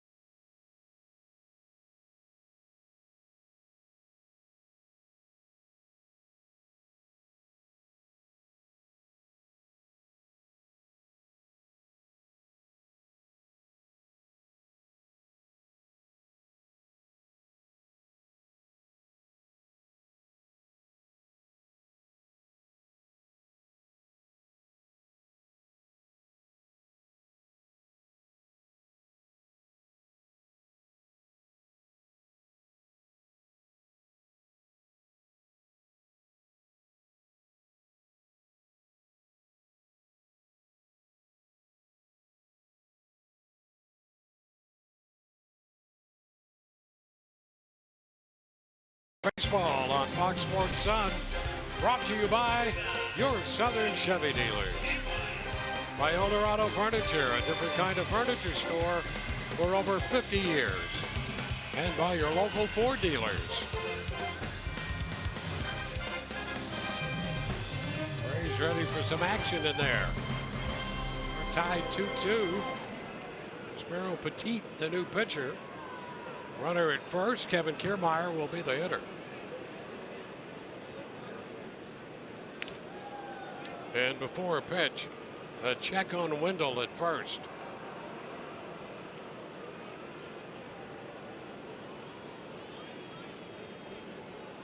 Petit, 68 appearances. Wow. 87 innings. Yep. Busy.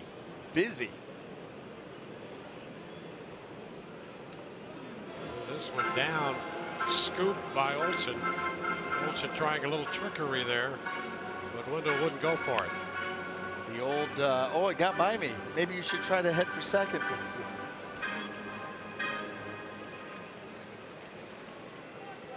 chicanery going on.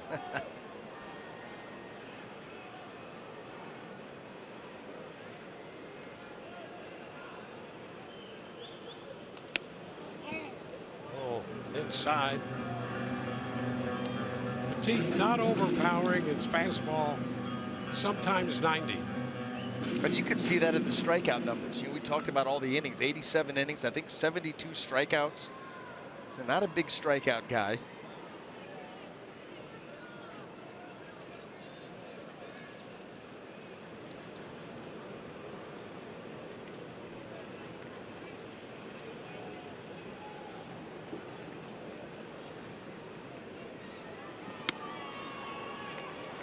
And he misses again. It's 2-0. You're so worried about Wendell. You're not making quality pitches to the plate. You talk about putting yourself and your team into some trouble quickly. Joey Wendell, I'm sure, will still try to press with his lead. He digs in. And a cut and a miss. Just couldn't wait for that one to get there. 80 miles an hour. That's at the lower end of the spectrum on anything straight. Change up.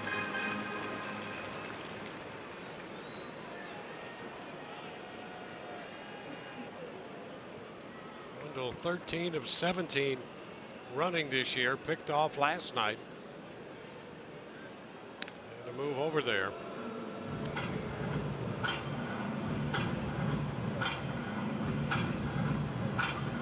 We've seen in this series already the A's big proponents of throwing over. You're going to try to let these guys know you're thinking about them, maybe tire them out, diving back into first so many times. Hot shot, fair, up the right field line, into the corner. Wendell hitting third. He's going to score. Headed to third is Kiermaier. Rays lead 3-2. Wendell scores from first. The triple into the right field corner for Kiermaier.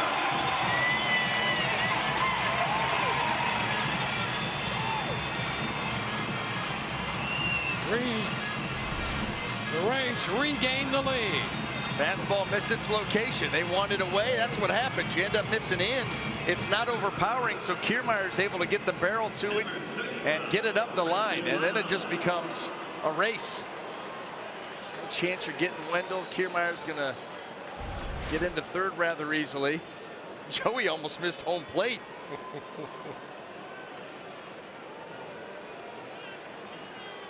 Well, the infield comes in with Brandon Lau at the plate. And over to third, Kiermaier back in. Ninth triple of the year for Kiermaier.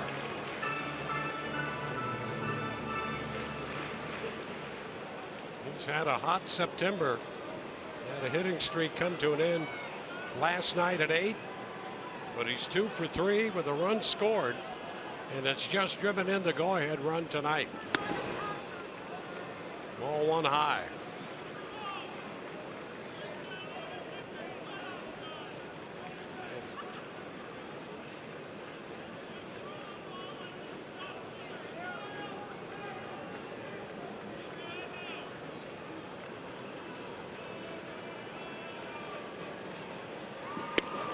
One and one.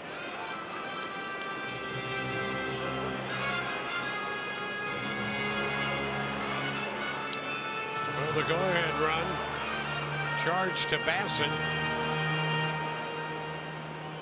So Bassett and Chirinos now the pitchers of record.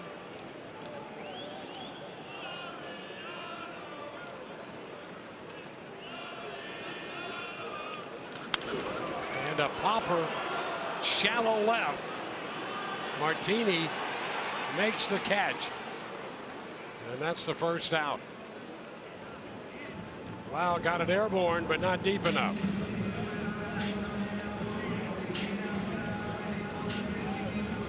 And now Jake Bowers will take his turn.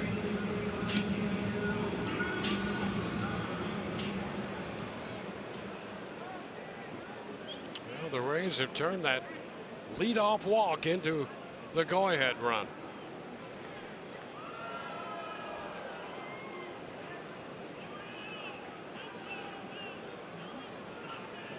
Good run charged to Bassett. Infield stays in. One out. Jake Bauers 2 for 2 tonight.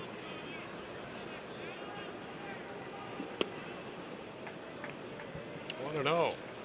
His average coming in had fallen to 189. And so Bauers and the Rays are hoping over the next couple of weeks it will be a march in the other direction, because he's way better than 189. Well, he's going to get every opportunity to prove just that.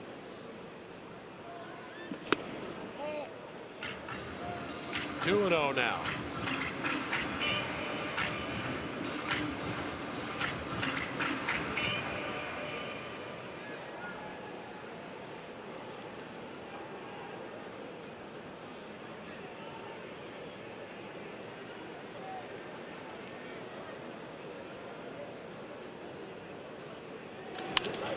He lifts a fly ball short right. Get him out in front. Piscotty makes the catch.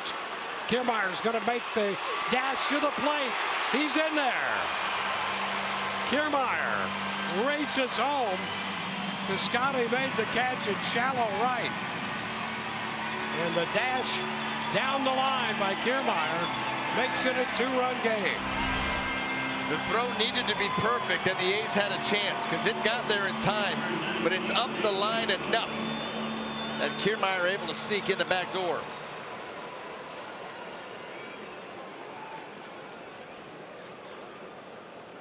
I'll tell you what, Lucroy with that tag almost got the right arm of Kiermaier, which was trailing as he was reaching with the left.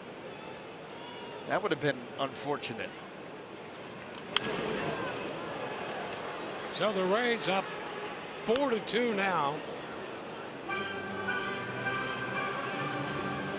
Kiermaier drives in the go-ahead run, scores an additional run.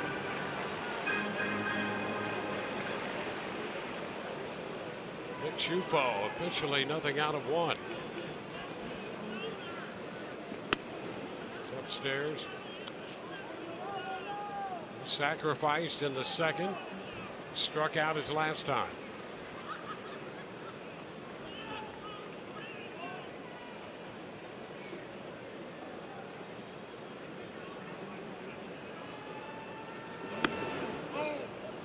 Ball 2.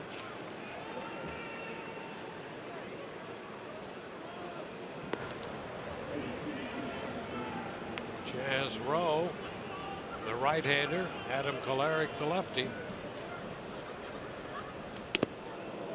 And it's now 2-2 on the Rays catcher.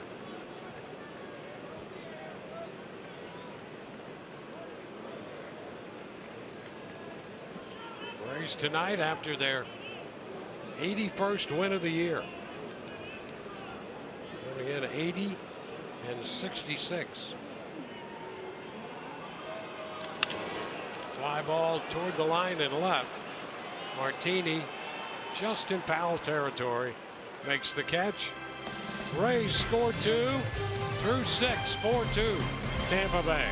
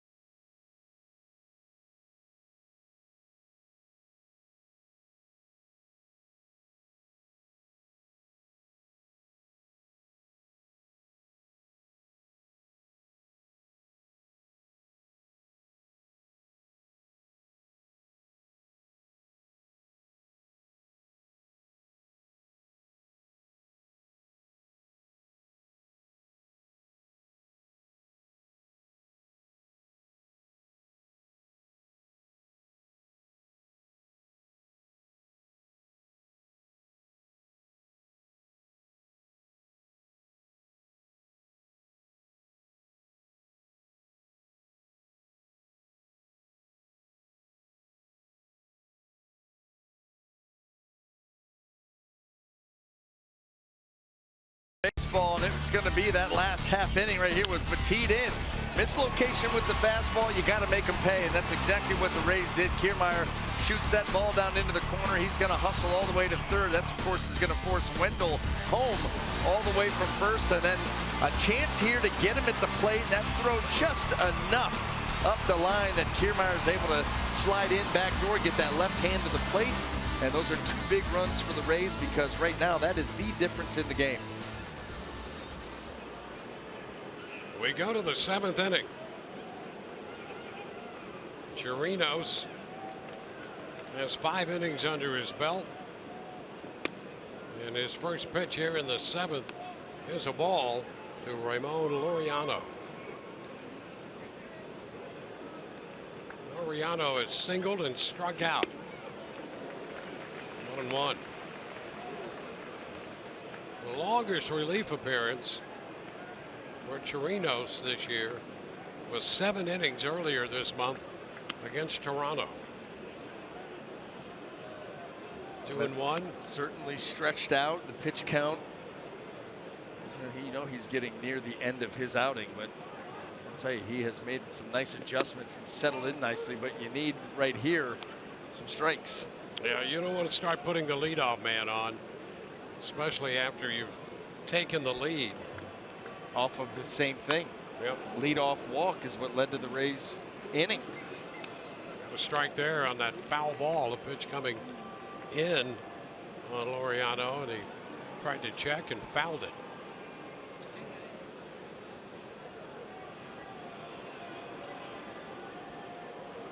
Rodney up in the bullpen.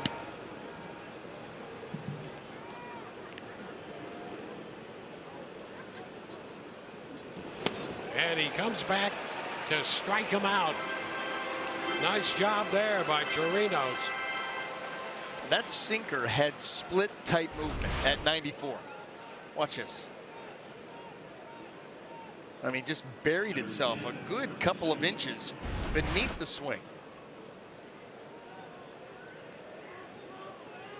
So 5 strikeouts in this stint for Chirinos.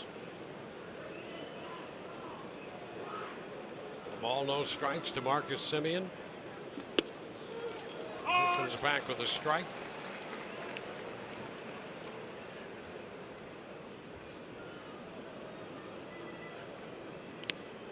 Two and one. Base hit for Semien in the 2nd inning. A strikeout the last time up. Ground ball, that's going to be through into left. To the left of Wendell. Pham in there quickly, and Semien has a base hit.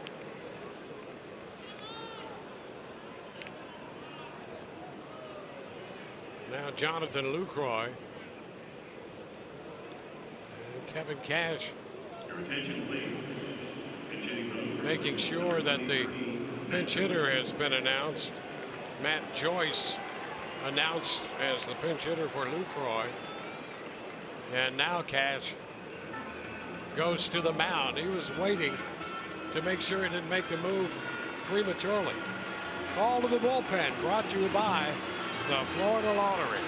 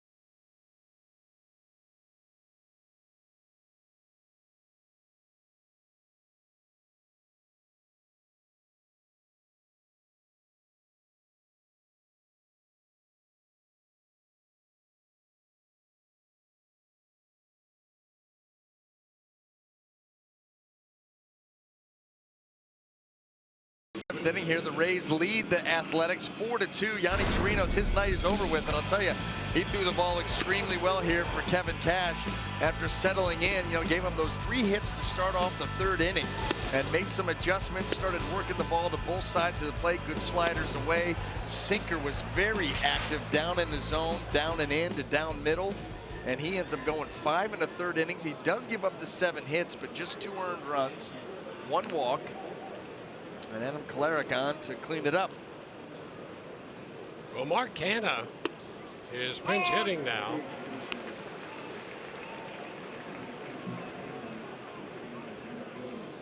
So Matt Joyce had been announced as the pinch hitter. And with the call to the lefty, Kolarek, Canha gets the call, Mark Canha.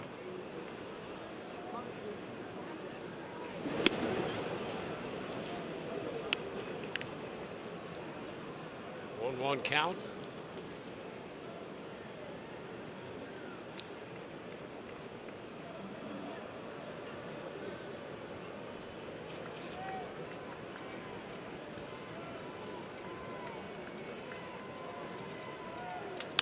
Canha drives it deep into center field.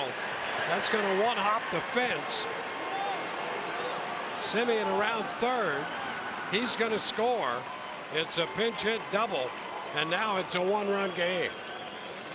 So Canha comes off the bench, gets a big hit for Oakland. And run charged to Chirinos.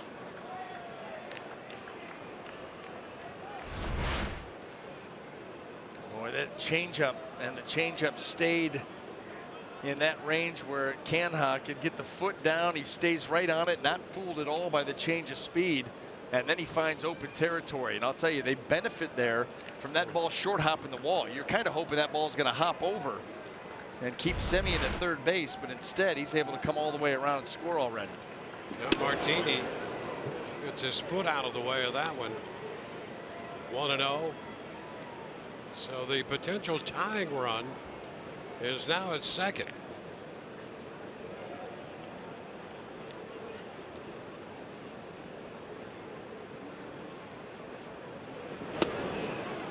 Picks up the zone. 1-1. Nuno has joined the right-hander Rowe in the bullpen.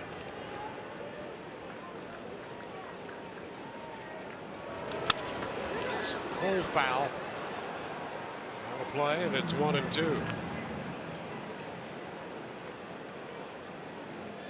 The 1-out base hit by Simeon has been converted into a run on the double to center field. A pinch hit double by Canha.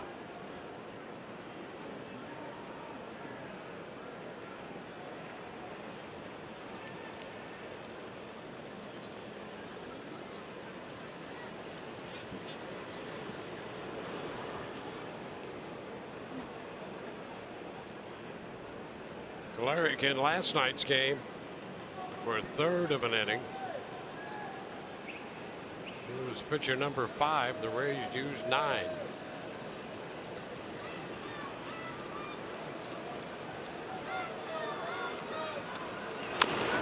Bouncing ball. That's a fair ball. Bowers takes care of that with Canha moving over to third. He's there with 2 outs. Bob Melvin comes out. He's going to contend that the ball was a foul ball. The first base umpire, Jansen Visconti, called it fair. And I think Melvin's trying to convince Larry Vanover to have a little conference on that, but that's going to be it. What do you think right here?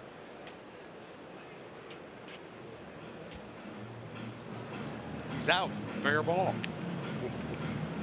And the Rays are going to make a change. It's going to be it for Kolarek. Call to the bullpen brought to you by the Florida Lottery.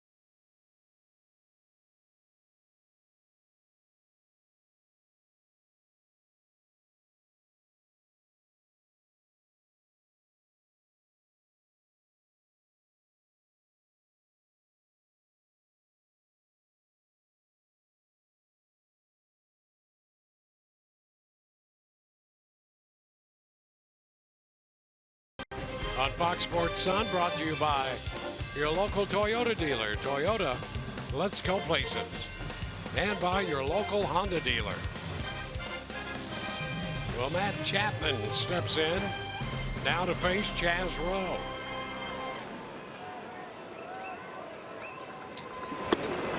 It's pitch. Here's a strike on the corner. Oakland with a run home to cut the Rays lead to 1.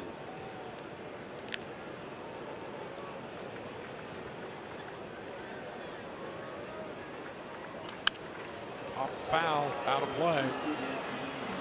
2 strikes.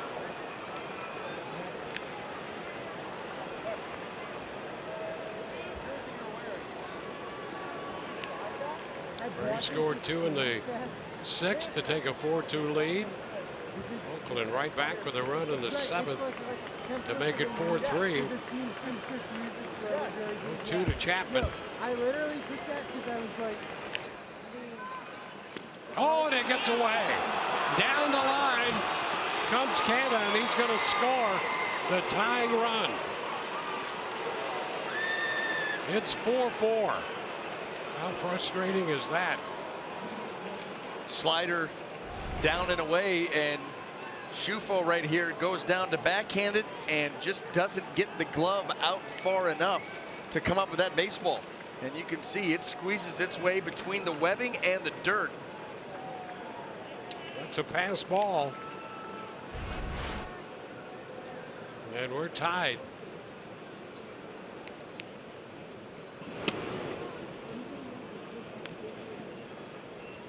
Two and two.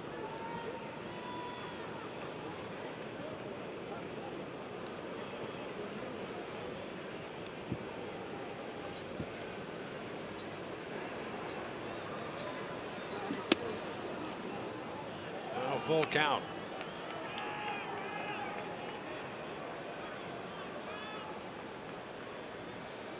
So Bassett and Chirino will not figure in the decision. Full count to Chapman. And that's going to be a base hit. Falling into center. Base runner on. Second baseman, Jim Lowry. 10 Oakland hits now. And Jed Lowry comes to the plate.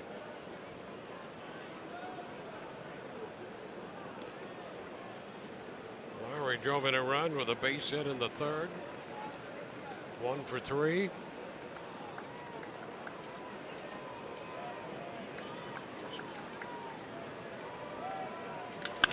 Line drive caught by Lau at second. Sharply hit. Lau right there. 2-run score, a man left. 4-4 tie.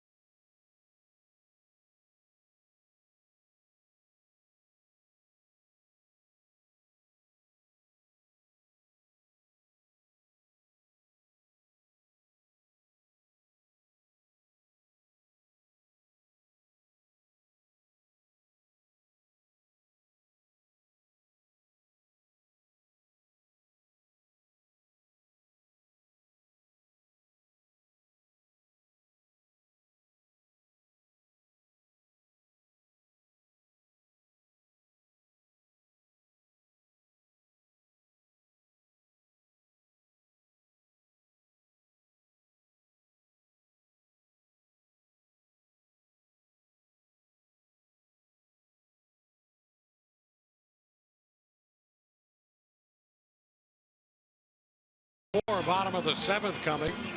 Make a donation to the Rays Baseball Foundation between September 24th and September 30th. You'll receive a scratch-off card, meaning you could win tickets to a 2019 home game or a jersey right off a player's back. Every card's a winner, so the more you donate, the more you win. For more information, please visit raysbaseball.com/shirts. That could be a preview of them right there. Those are Ozzie Timmons shirts. Jerseys right there.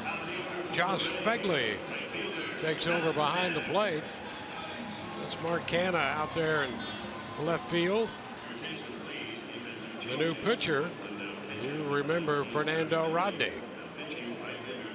Well, he's on for the 63rd time.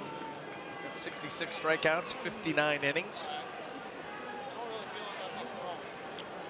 And it will be the top of the order. Rays have to go back to work.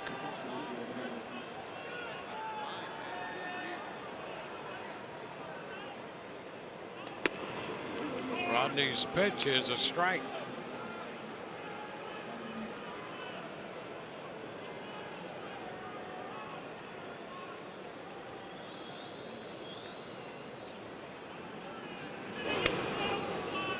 One and one.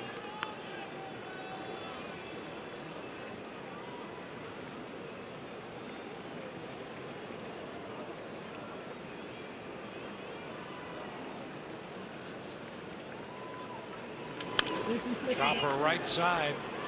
Rodney will have to cover and takes the toss from Olsen. So the Rays do not get the speedy Malik Smith aboard. And Matt Duffy will be the hitter.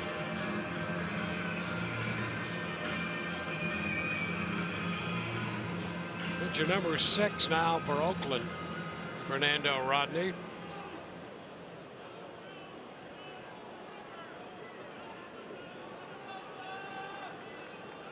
Duffy 1 for 3.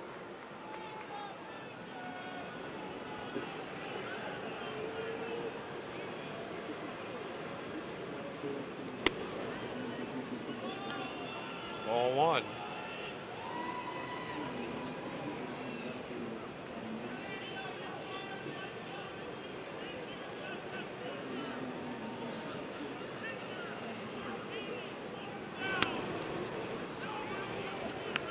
Oh.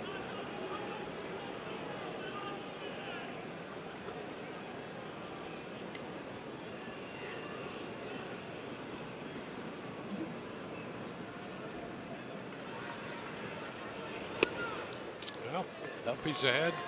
3-0 in the count. G-Man Choi on deck. Choi's about due.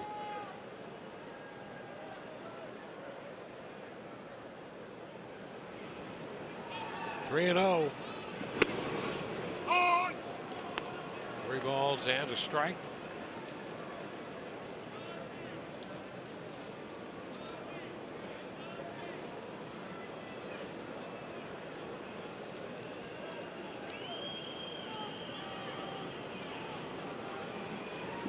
Oh, there goes the bat. And a swing and a miss to run the count to 3-2.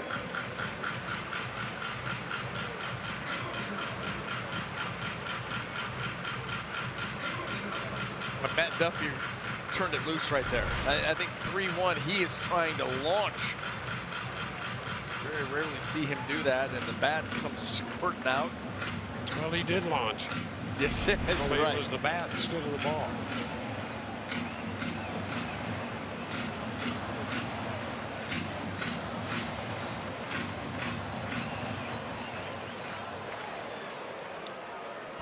Four ball game.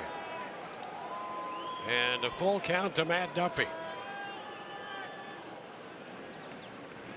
He walks. So that's a step in the right direction. And G-Man Choi will be the hitter. Choi gets his first look at Fernando Rodney.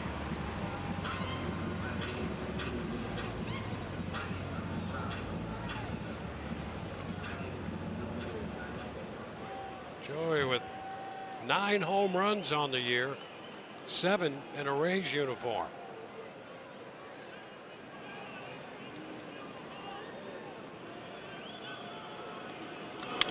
It's fouled away. Fastball away, fouled away. One thing that you remember about Rodney is that devastating fastball changeup combo. And he would at times get 14, 15 miles an hour difference between the two. And that's what made him so tough to handle. You don't see that kind of range usually between those two pitches. Fegley and Rodney have an extended conversation. Interesting to listen in on that.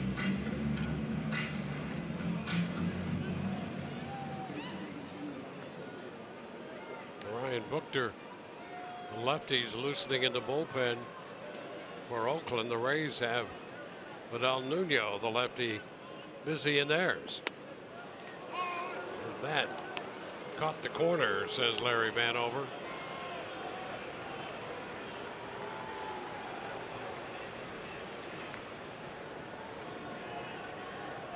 Big at Buchter and Nuno.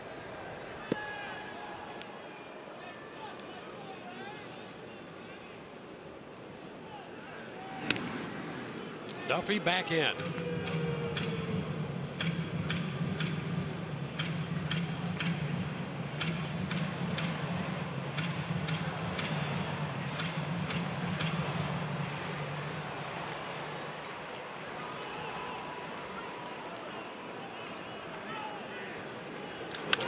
Fly ball into left. Canna makes the catch. Back to first goes Duffy. Joy 0 for 3 tonight. Tommy Pham comes up, still looking to extend his hitting streak to 18. 0 for 2 with a walk tonight.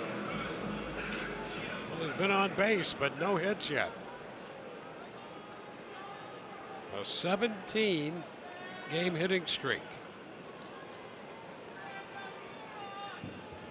4th plate appearance of the game. Duffy again, back in.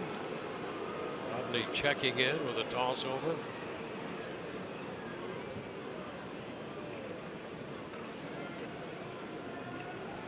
Pham 0 for 3 with a couple strikeouts in his career against Fernando Rodney. And that's a strike on the outside edge. The one thing that Rodney does with that changeup is he sells it, and he sells it very well. Really good arm speed. Trying to get these hitters caught in between. Duffy breaks. It's a fastball and the throw down. Not in time. Stolen base for Duffy. That's number 11 for Duffy. Yeah, I would do it too. Jonathan Lucroy, get him out from behind the plate and then start running. He's been gunning down everybody in this series. And the Rays trying to create something. Got a good pitch to handle, and Figley got rid of it quickly, but wasn't enough on it. Duffy had a good jump anyway. A 1-1 count to Pham. Now he's looking for a big hit. 2 balls, 1 strike.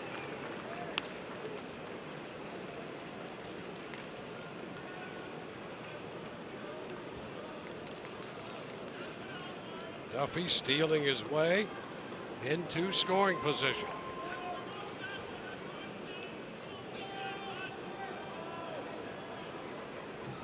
A 2-1 count. Fastball low. 3-1. Well, Joey Wendell is on deck, and he's the one man in the Rays lineup who has a home run off Fernando Rodney. And that's probably why Buckner will be on his way in if Wendell sees his way to the plate. We're due for another pitching change. Of course. 3-1, foul back. And it has been 7 minutes.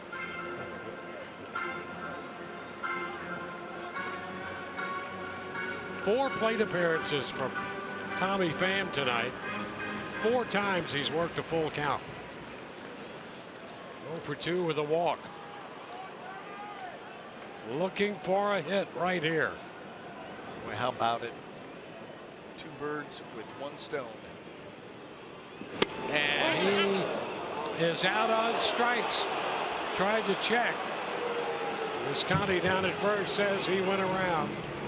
And the Rays leave a man on second. We're going to go to the 8th. We're tied 4-4. Rams strikes out.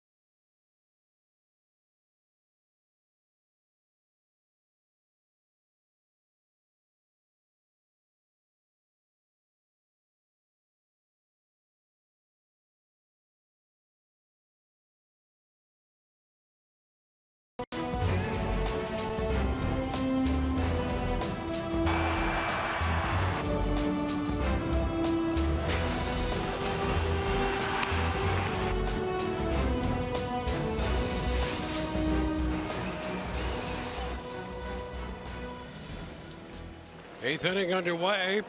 1 strike the count to Chris Davis. Major League's leading home run hitter right now.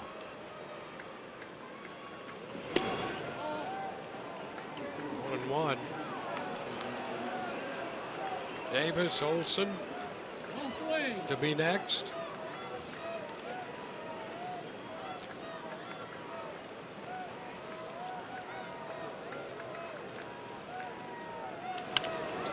Foul out of play. Well, it was Chris Davis who homered to lead off the 10th last night. That ultimately decided the game. Munoz been up. Kittredge, the right-hander, also up now. Familia up in the Oakland bullpen. Well, there's a nice reach and a swing and a miss on the slider. So Davis is out on strikes.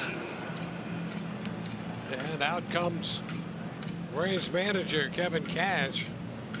The left-handed bat of Matt Olson is due. Nuno ready for him. Call to the bullpen. Brought to you by the Florida Lottery.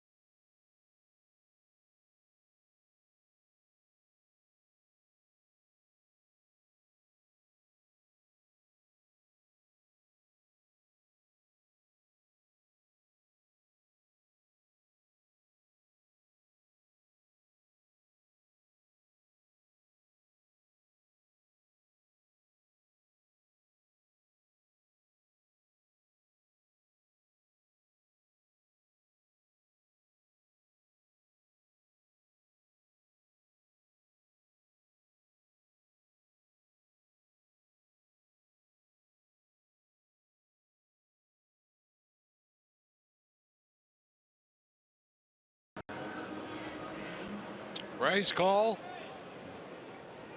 Nuno into the game. But El Nuno to face Matt Olson. He throws him a strike on the first pitch.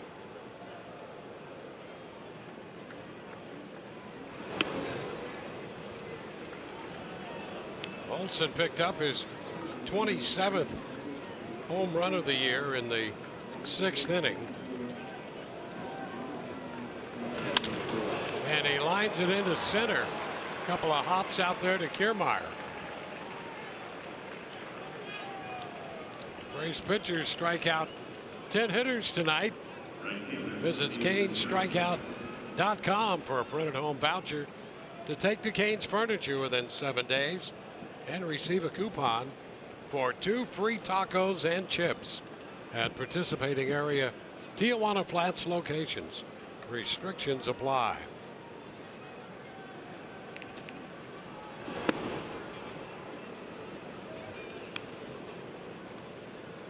Stephen Piscotty up here.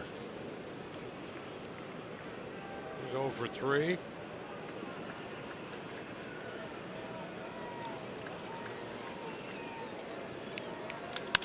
He lines a base hit into left.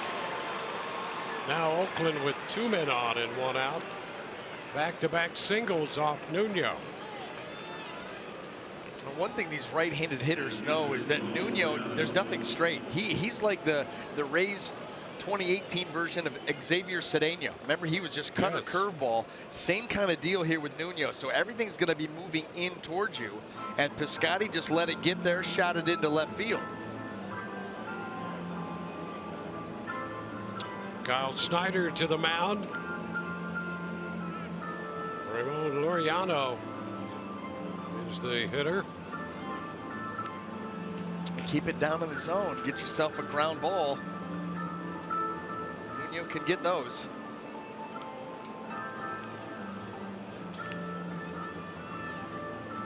We're tied at 4. Rays took a 4-2 lead with a couple runs in the bottom of the 6th. Oakland back with 2 runs in the 7th to tie. Rays have led 2-0, 2-1. And the game tied in the 6th by Oakland. That's when the Rays responded with 2 in the bottom of the 6th. But Oakland came right back with 2 in the 7th. We're now in the 8th and an Oakland threat. First and second, 1 out.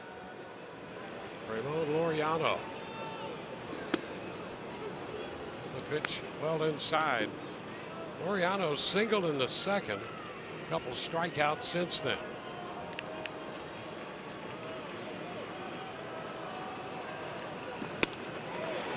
It's 1-1. This is where the Rays defense against Laureano may benefit with the type of pitcher that Nuno is going to be here to the righties. The change up away and then those cutters and curveballs in. Maybe he tries to pull it right into the shift.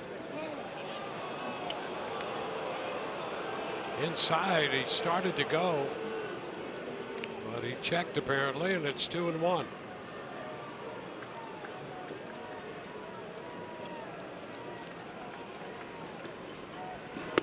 That is a strike on the inside corner. 2-2.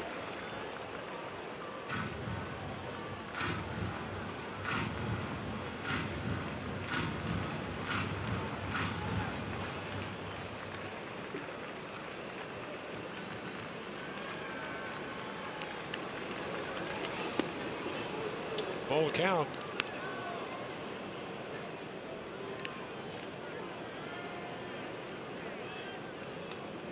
Simeon on deck.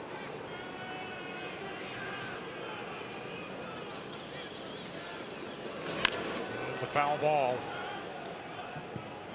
Forcing another 3-2 pitch from the Rays left-hander.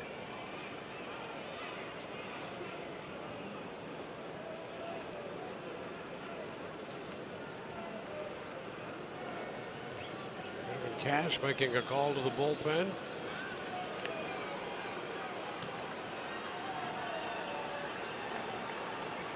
And ball 4 loads the bases.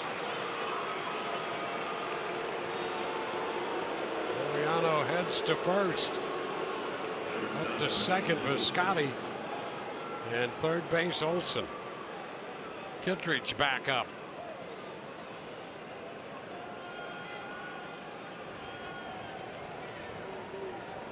And Marcus Semien stepping in at the plate.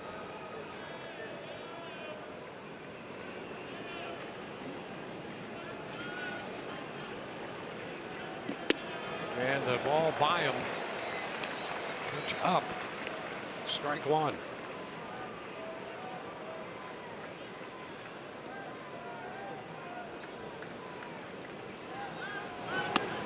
Way up here.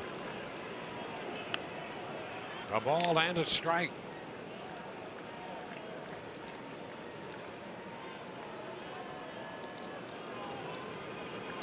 Big spot here for Nuno.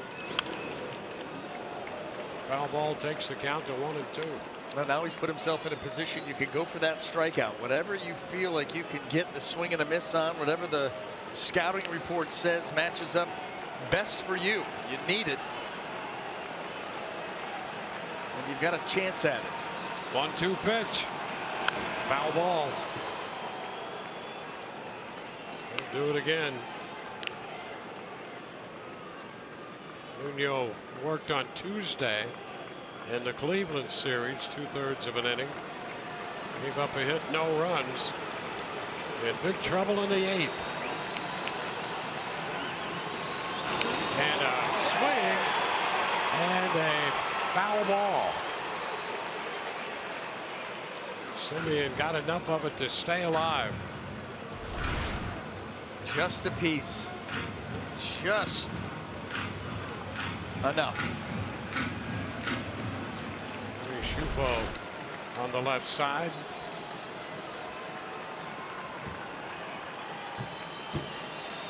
One, two again. Way up. 2 balls, 2 strikes.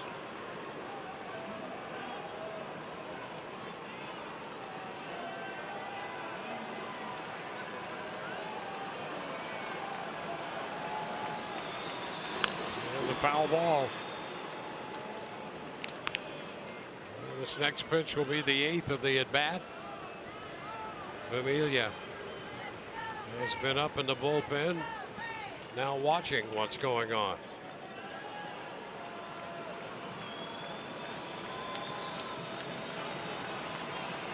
2-2 and a foul again. Out of play.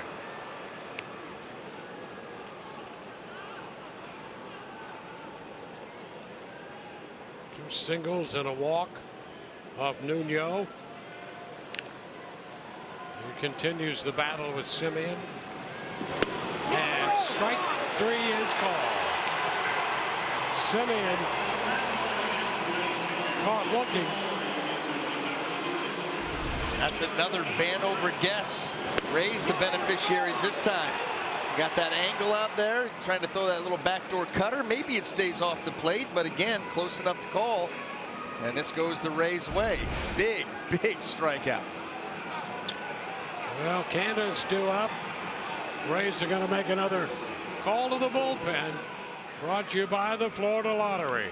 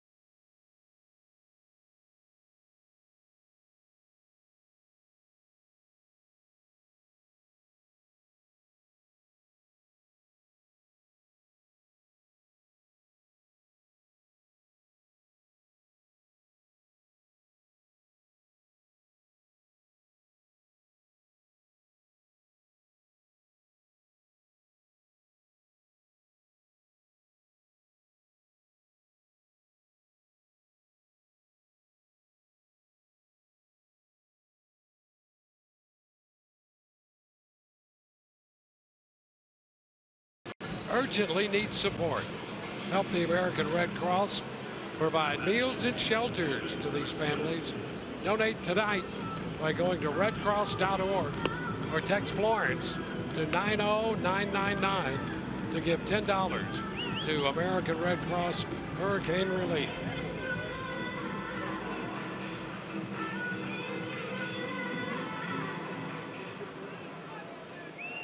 Well, it's a 4-4 ball game in the top of the 8th. Andrew Kittredge gets the call to face Mark Canna. First pitch, slider in for a strike. Canna had the big hit in the 7th inning. A pinch hit double. That made it a 1-run game. And then he eventually scored the tying run. It's Kittredge and Canna right now. And a ground ball. That's Wendell to out. They leave the bases loaded. Bottom of the 8th coming. 4-4.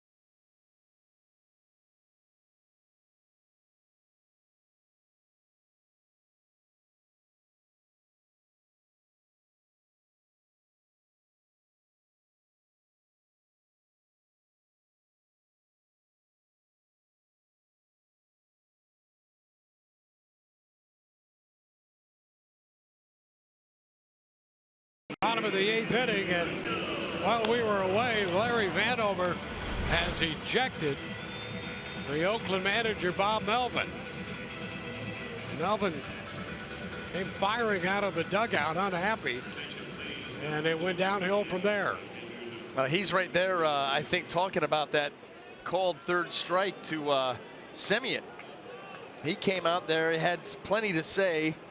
Vanover ran him, and he said, fine, you can run me, but how about get a call right? And then it just went back. You don't see that very often anymore. Kind of exciting. Yeah. We'll take that. Well, listen, we've had some borderline calls for both teams on pitches that are away that have gone either way. And, you know, Pham got locked up on one of those against the Rays, and right there, Semien gets one. That's the way it goes. Yeah, it's been a little bit of a coin toss out there for both clubs and for both the ball or a strike. Well, that's where the frustration starts to settle in, because they're getting these reports down on the bench. Hey, that pitch is off the plate. Hey, that pitch is right there and it's not getting called.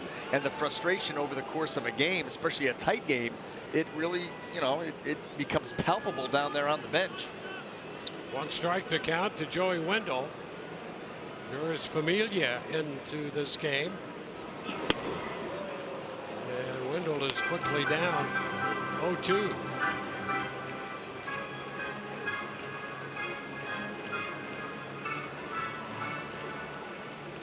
Oakland leaving the bases loaded in the top of the inning.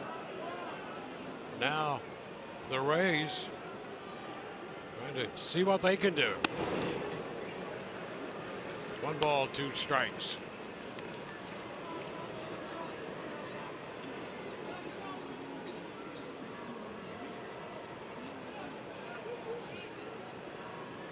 See Romo up in the bullpen.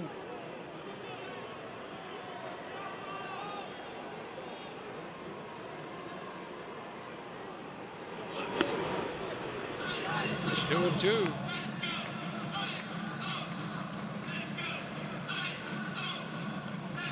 Kiermaier's on deck.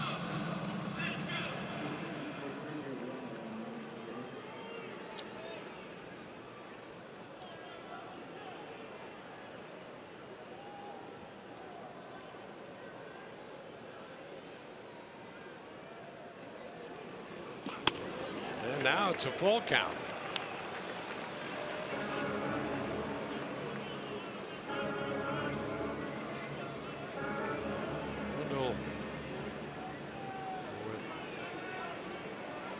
Official at bat against Familia on a base hit.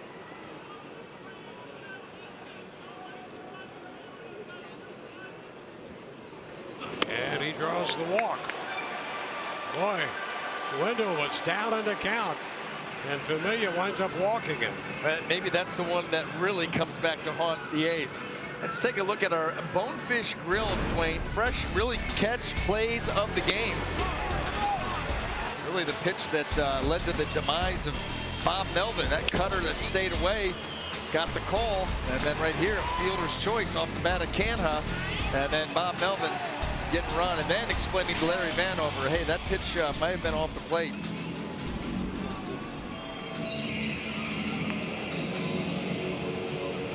Well, Kevin Kiermaier is going to be the hitter as the A's break up their conference.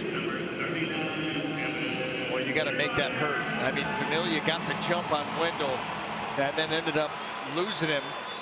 Base runner, nobody out. A lot of things that the Rays can do here.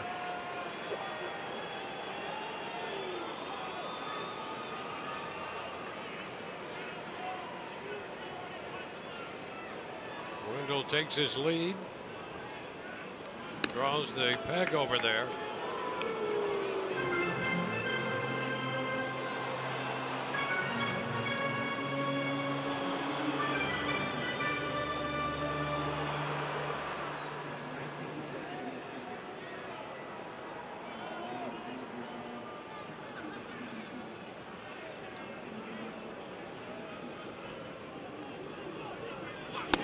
A big cut and a miss by Kiermaier.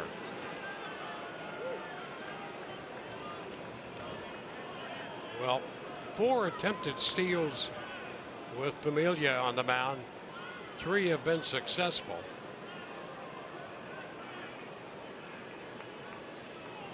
One strike to count on Kevin Kiermaier. Single and a triple. 2 runs scored and a run batted in. And that one a swing and a miss. The ball to the backstop, and down to second base goes Wendell. How about that? Rays. What a big turn that could be. That's a pass ball. Charged to Fegley. Yeah, just a swing and a miss. It was 98. Doesn't get the glove up there in time, and it's right off the webbing.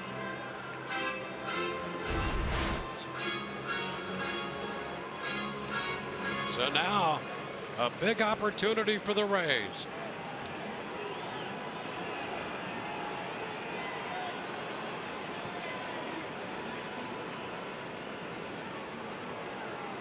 To the count. Up and away. Familia got ahead of Wendell. Walked him. Brandon Lau on deck.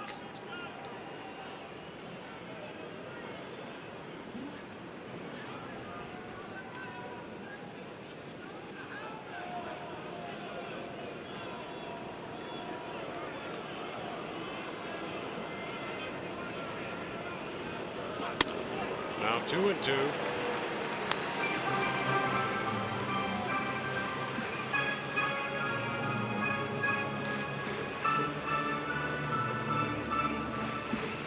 and got Familia from the Mets near the end of July.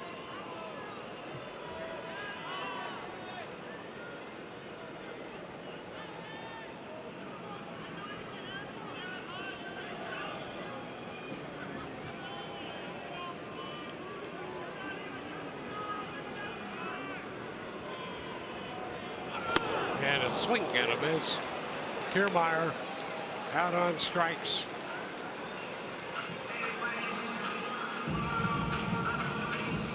One away with Wendell at second. Really hung a slider right there, and it stayed up above the zone. Never did much of anything, and kind of an in-between swing there by Kiermaier. Waiting for that pitch to come into the zone so that you can actually drive it, and it just stays up and out. You realize halfway through you're in a little trouble. Now Brandon Lau. Now a strike. Lau homered in the second. Caught looking in the fourth. Lifted a fly ball to short left in the sixth.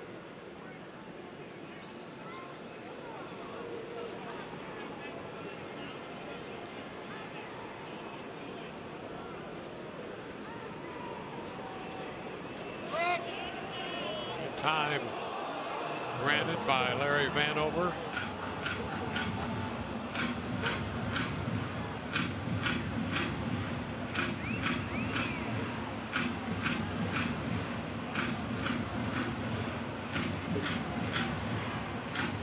Oakland tied this game with 2 runs in the 7th. It's 4-4.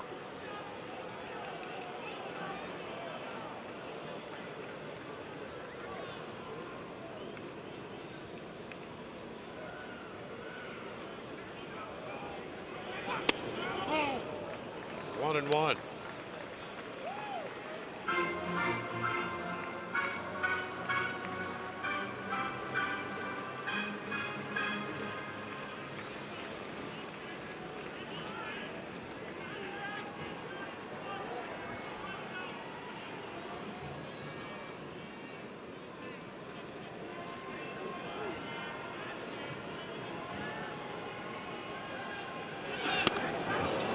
Now 1-2. Familia getting ahead with the slider.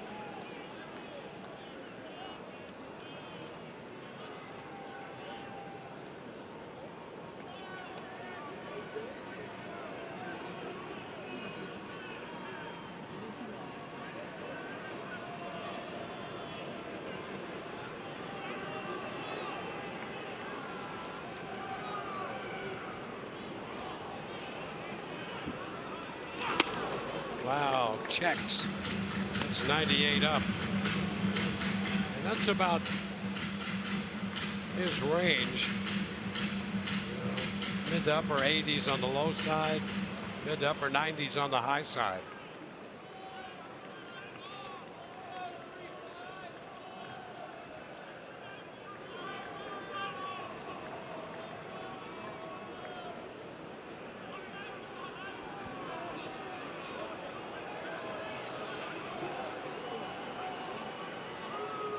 Leadoff walk, the pass ball, strikeout.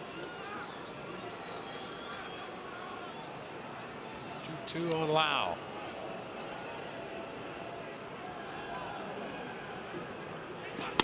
And now full count. He's been ahead of every hitter. Got ahead of Wendell, walked him. Got ahead of Kiermaier, went 2-2, struck him out. Got ahead of Lau, now it's 3-2.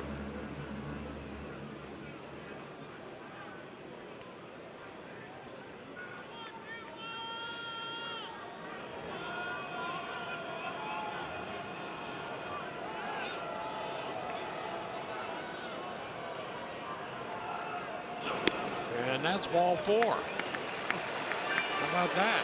He walks his second man of the inning. Well, you got to do something here. I mean, this is been an interesting inning to say the least. And Familia, you know, sets a very deliberate pace. And he's been good early in the count, not as good. Even the pitch that he got Kiermaier on was a ball, just one of those swings you get caught in between. So it's not like he really closed him out. Yep.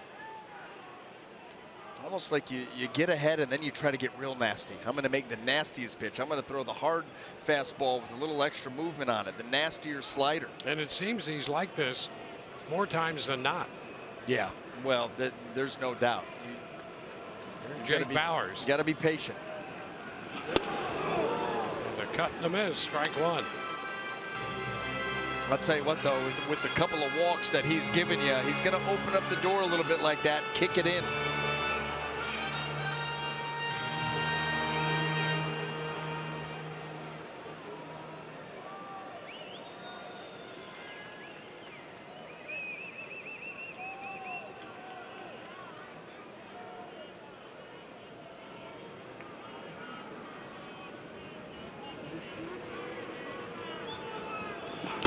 'Oh, chase on the fastball up out of the zone.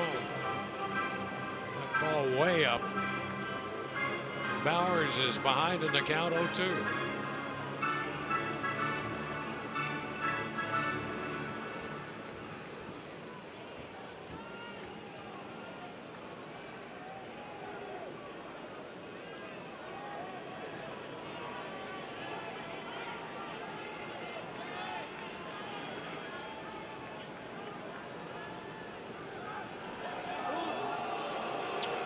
Nothing doing back at second with Wendell, but Familia, I guess, just wanted to make sure.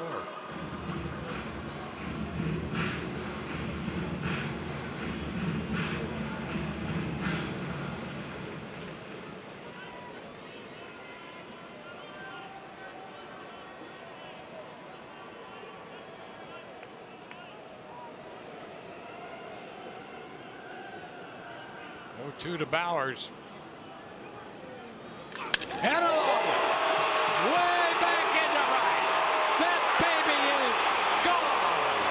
3-run homer for Jake Bauers. His 11th of the year. And the Rays grab the lead again.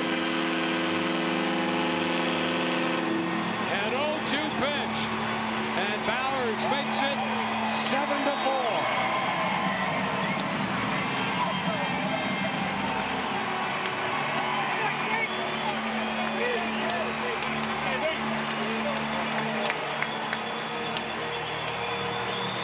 2 words, Dwayne. 2 words. Thank God. This was excruciating. And thank you, Jake Bauers. Bauers with 4 runs batted in tonight. An 0-2 pitch, and boy, did he destroy that pitch. Nick Schufo takes the ball high. So, with 1 out here in the 8th, the Rays make it 7-4.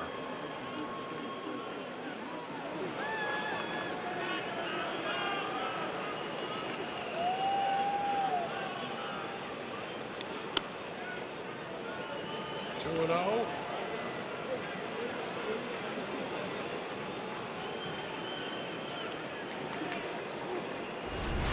Look at that home run pitch. Right down Broadway at the thighs, no doubt. And after all Bauers has gone through, that has to feel absolutely great. This one is fouled back out of play. 2-1.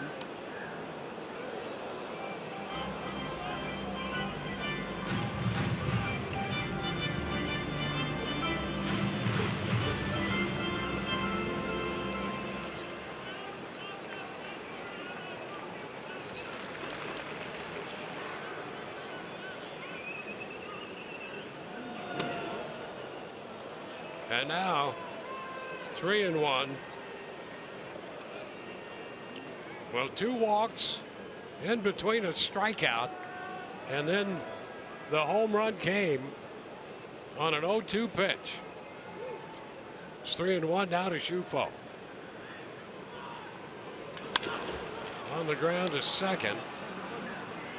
And to throw to first in time. 2 gone.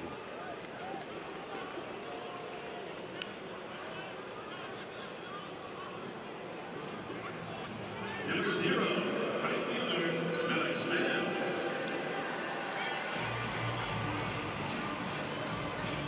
Now Alex Smith.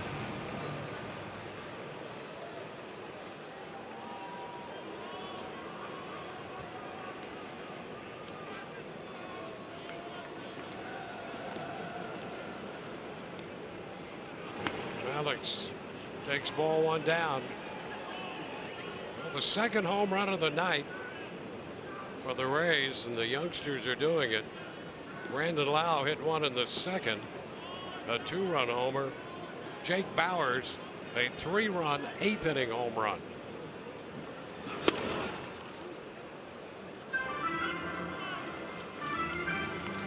Two and 0 on Alex Smith.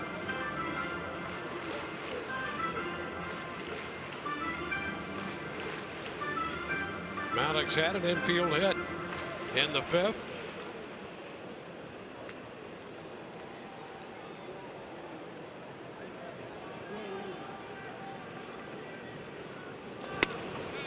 Now 2-1. Chris Hatcher is in the bullpen for Oakland. Familia is their 7th pitcher of the night, and there's Hatcher.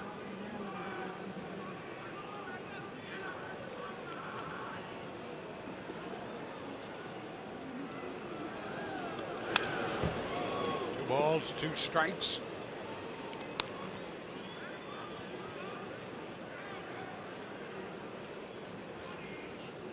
Rays have 7 runs on 8 hits. Kiermaier, Lau, and Bowers have driven in all the runs tonight for the Rays.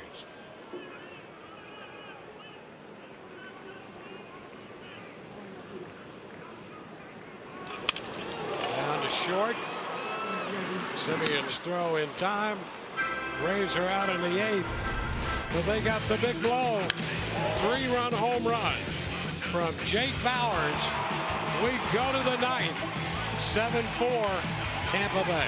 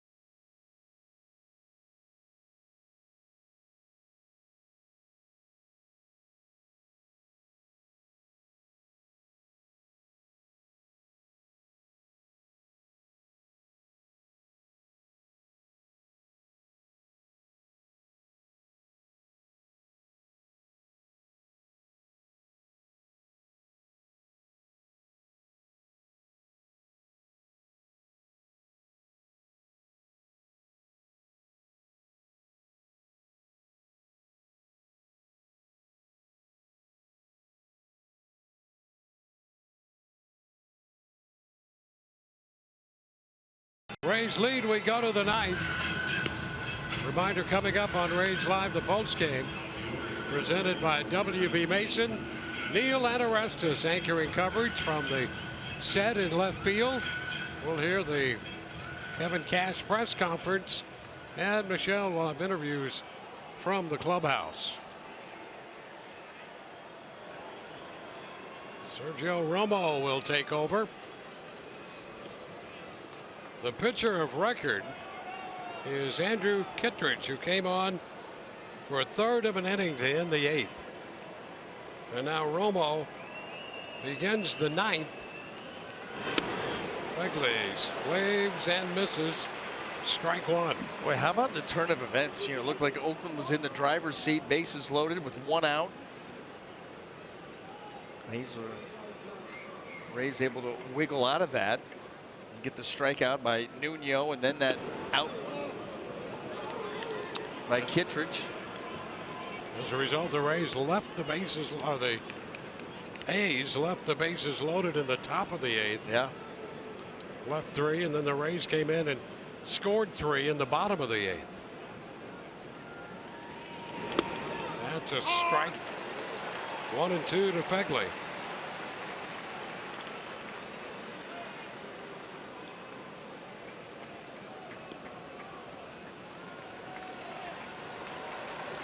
Chapman on deck. This is pitch number 300 of the night. And a strikeout, a big way, and a miss by Begley. So Romo picks up the strikeout to begin the 9th. Expand, expand, expand. This pitch nowhere near the zone, but he gets Begley to commit and get that first out.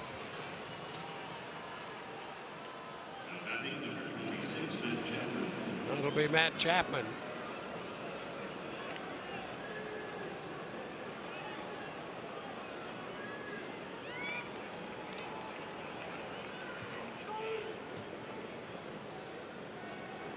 Chapman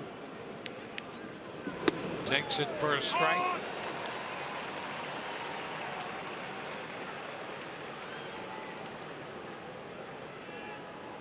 Chapman was at the plate when the pass ball allowed the tying run to score back in the 7th. And he drives it deep to center. Kiermaier's going to turn and watch it get out of here. He hit it out at the deepest spot. And now it's 7-5. A towering blast. That's home run number 23 for Chapman. He's an impressive player. Indeed, he is. This is pretty impressive right here. Yep, not going to be fooled again by another fastball, and he's got that kind of raw power.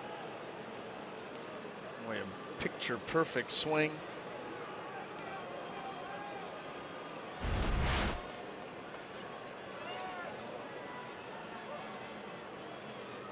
Jed Lowry. Ground ball. That's a fair ball. Handled by Bowers. 2 gone.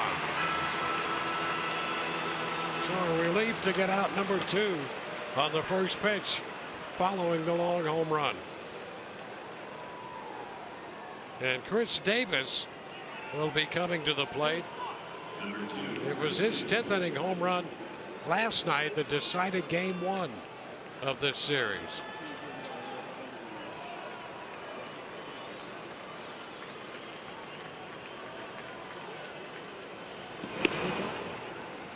Ball 1.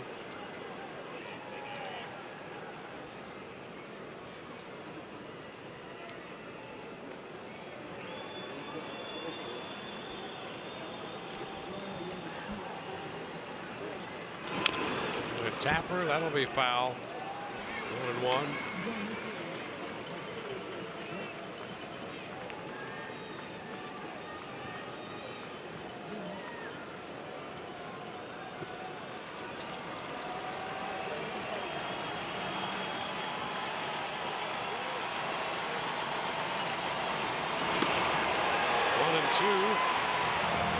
Pitch sliding right away from the power bat of Chris Davis. We talked about it last night that Chris Davis was going to see a good amount of off speed, and from the righties you're thinking about those breaking balls down and off the plate, the way that he flies open. And a little piece of that just foul to stay alive. I mean, he really does. Watch that front hip. Starts to open, and that's why he gets to be susceptible to that pitch down and away. Now the thing is, you got to execute it, because if you leave it even up and away, he's got that kind of juice to carry out to right field. This time, Romo goes way out there, down and away. 2-2. If you're going to miss, I'd rather have you miss there. That's exactly right. Anywhere over that plate with this kind of juice. I'm with you, pal. Yep.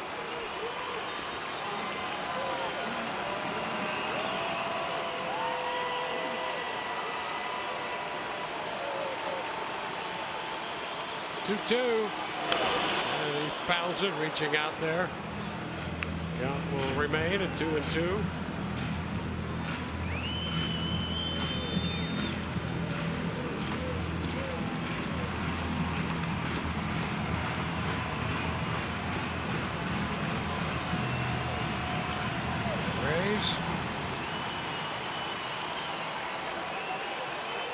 A pitch away from closing this one out. Will this be it? Liner up the left side. That's foul. Still 2-2. Yeah, see, Chris Davis, he's willing to give you that down and away, because if you miss anywhere else, you could be in a whole world of hurt. That pitch was down, but it was down middle. He was able to catch it. Just pull it foul. 2-2. And a high fly ball left center. Fan calls it. Rays win it. 7-5 the final. And the Rays take game 2 of the series. 7-8-0 for the Rays. 5-13-0 for Oakland. Rays lead 6, Oakland 9. Kittredge will get the win, Familia the loss. Rays back to within 8 of Oakland with that mark of 81 and 66. 15 games left to play. Who knows? It's still possible with this 7-5 Rays win. For Brian Anderson, Dwayne Stats, hope you've enjoyed the telecast. Rays Live, the postgame is next. We'll see you tomorrow afternoon.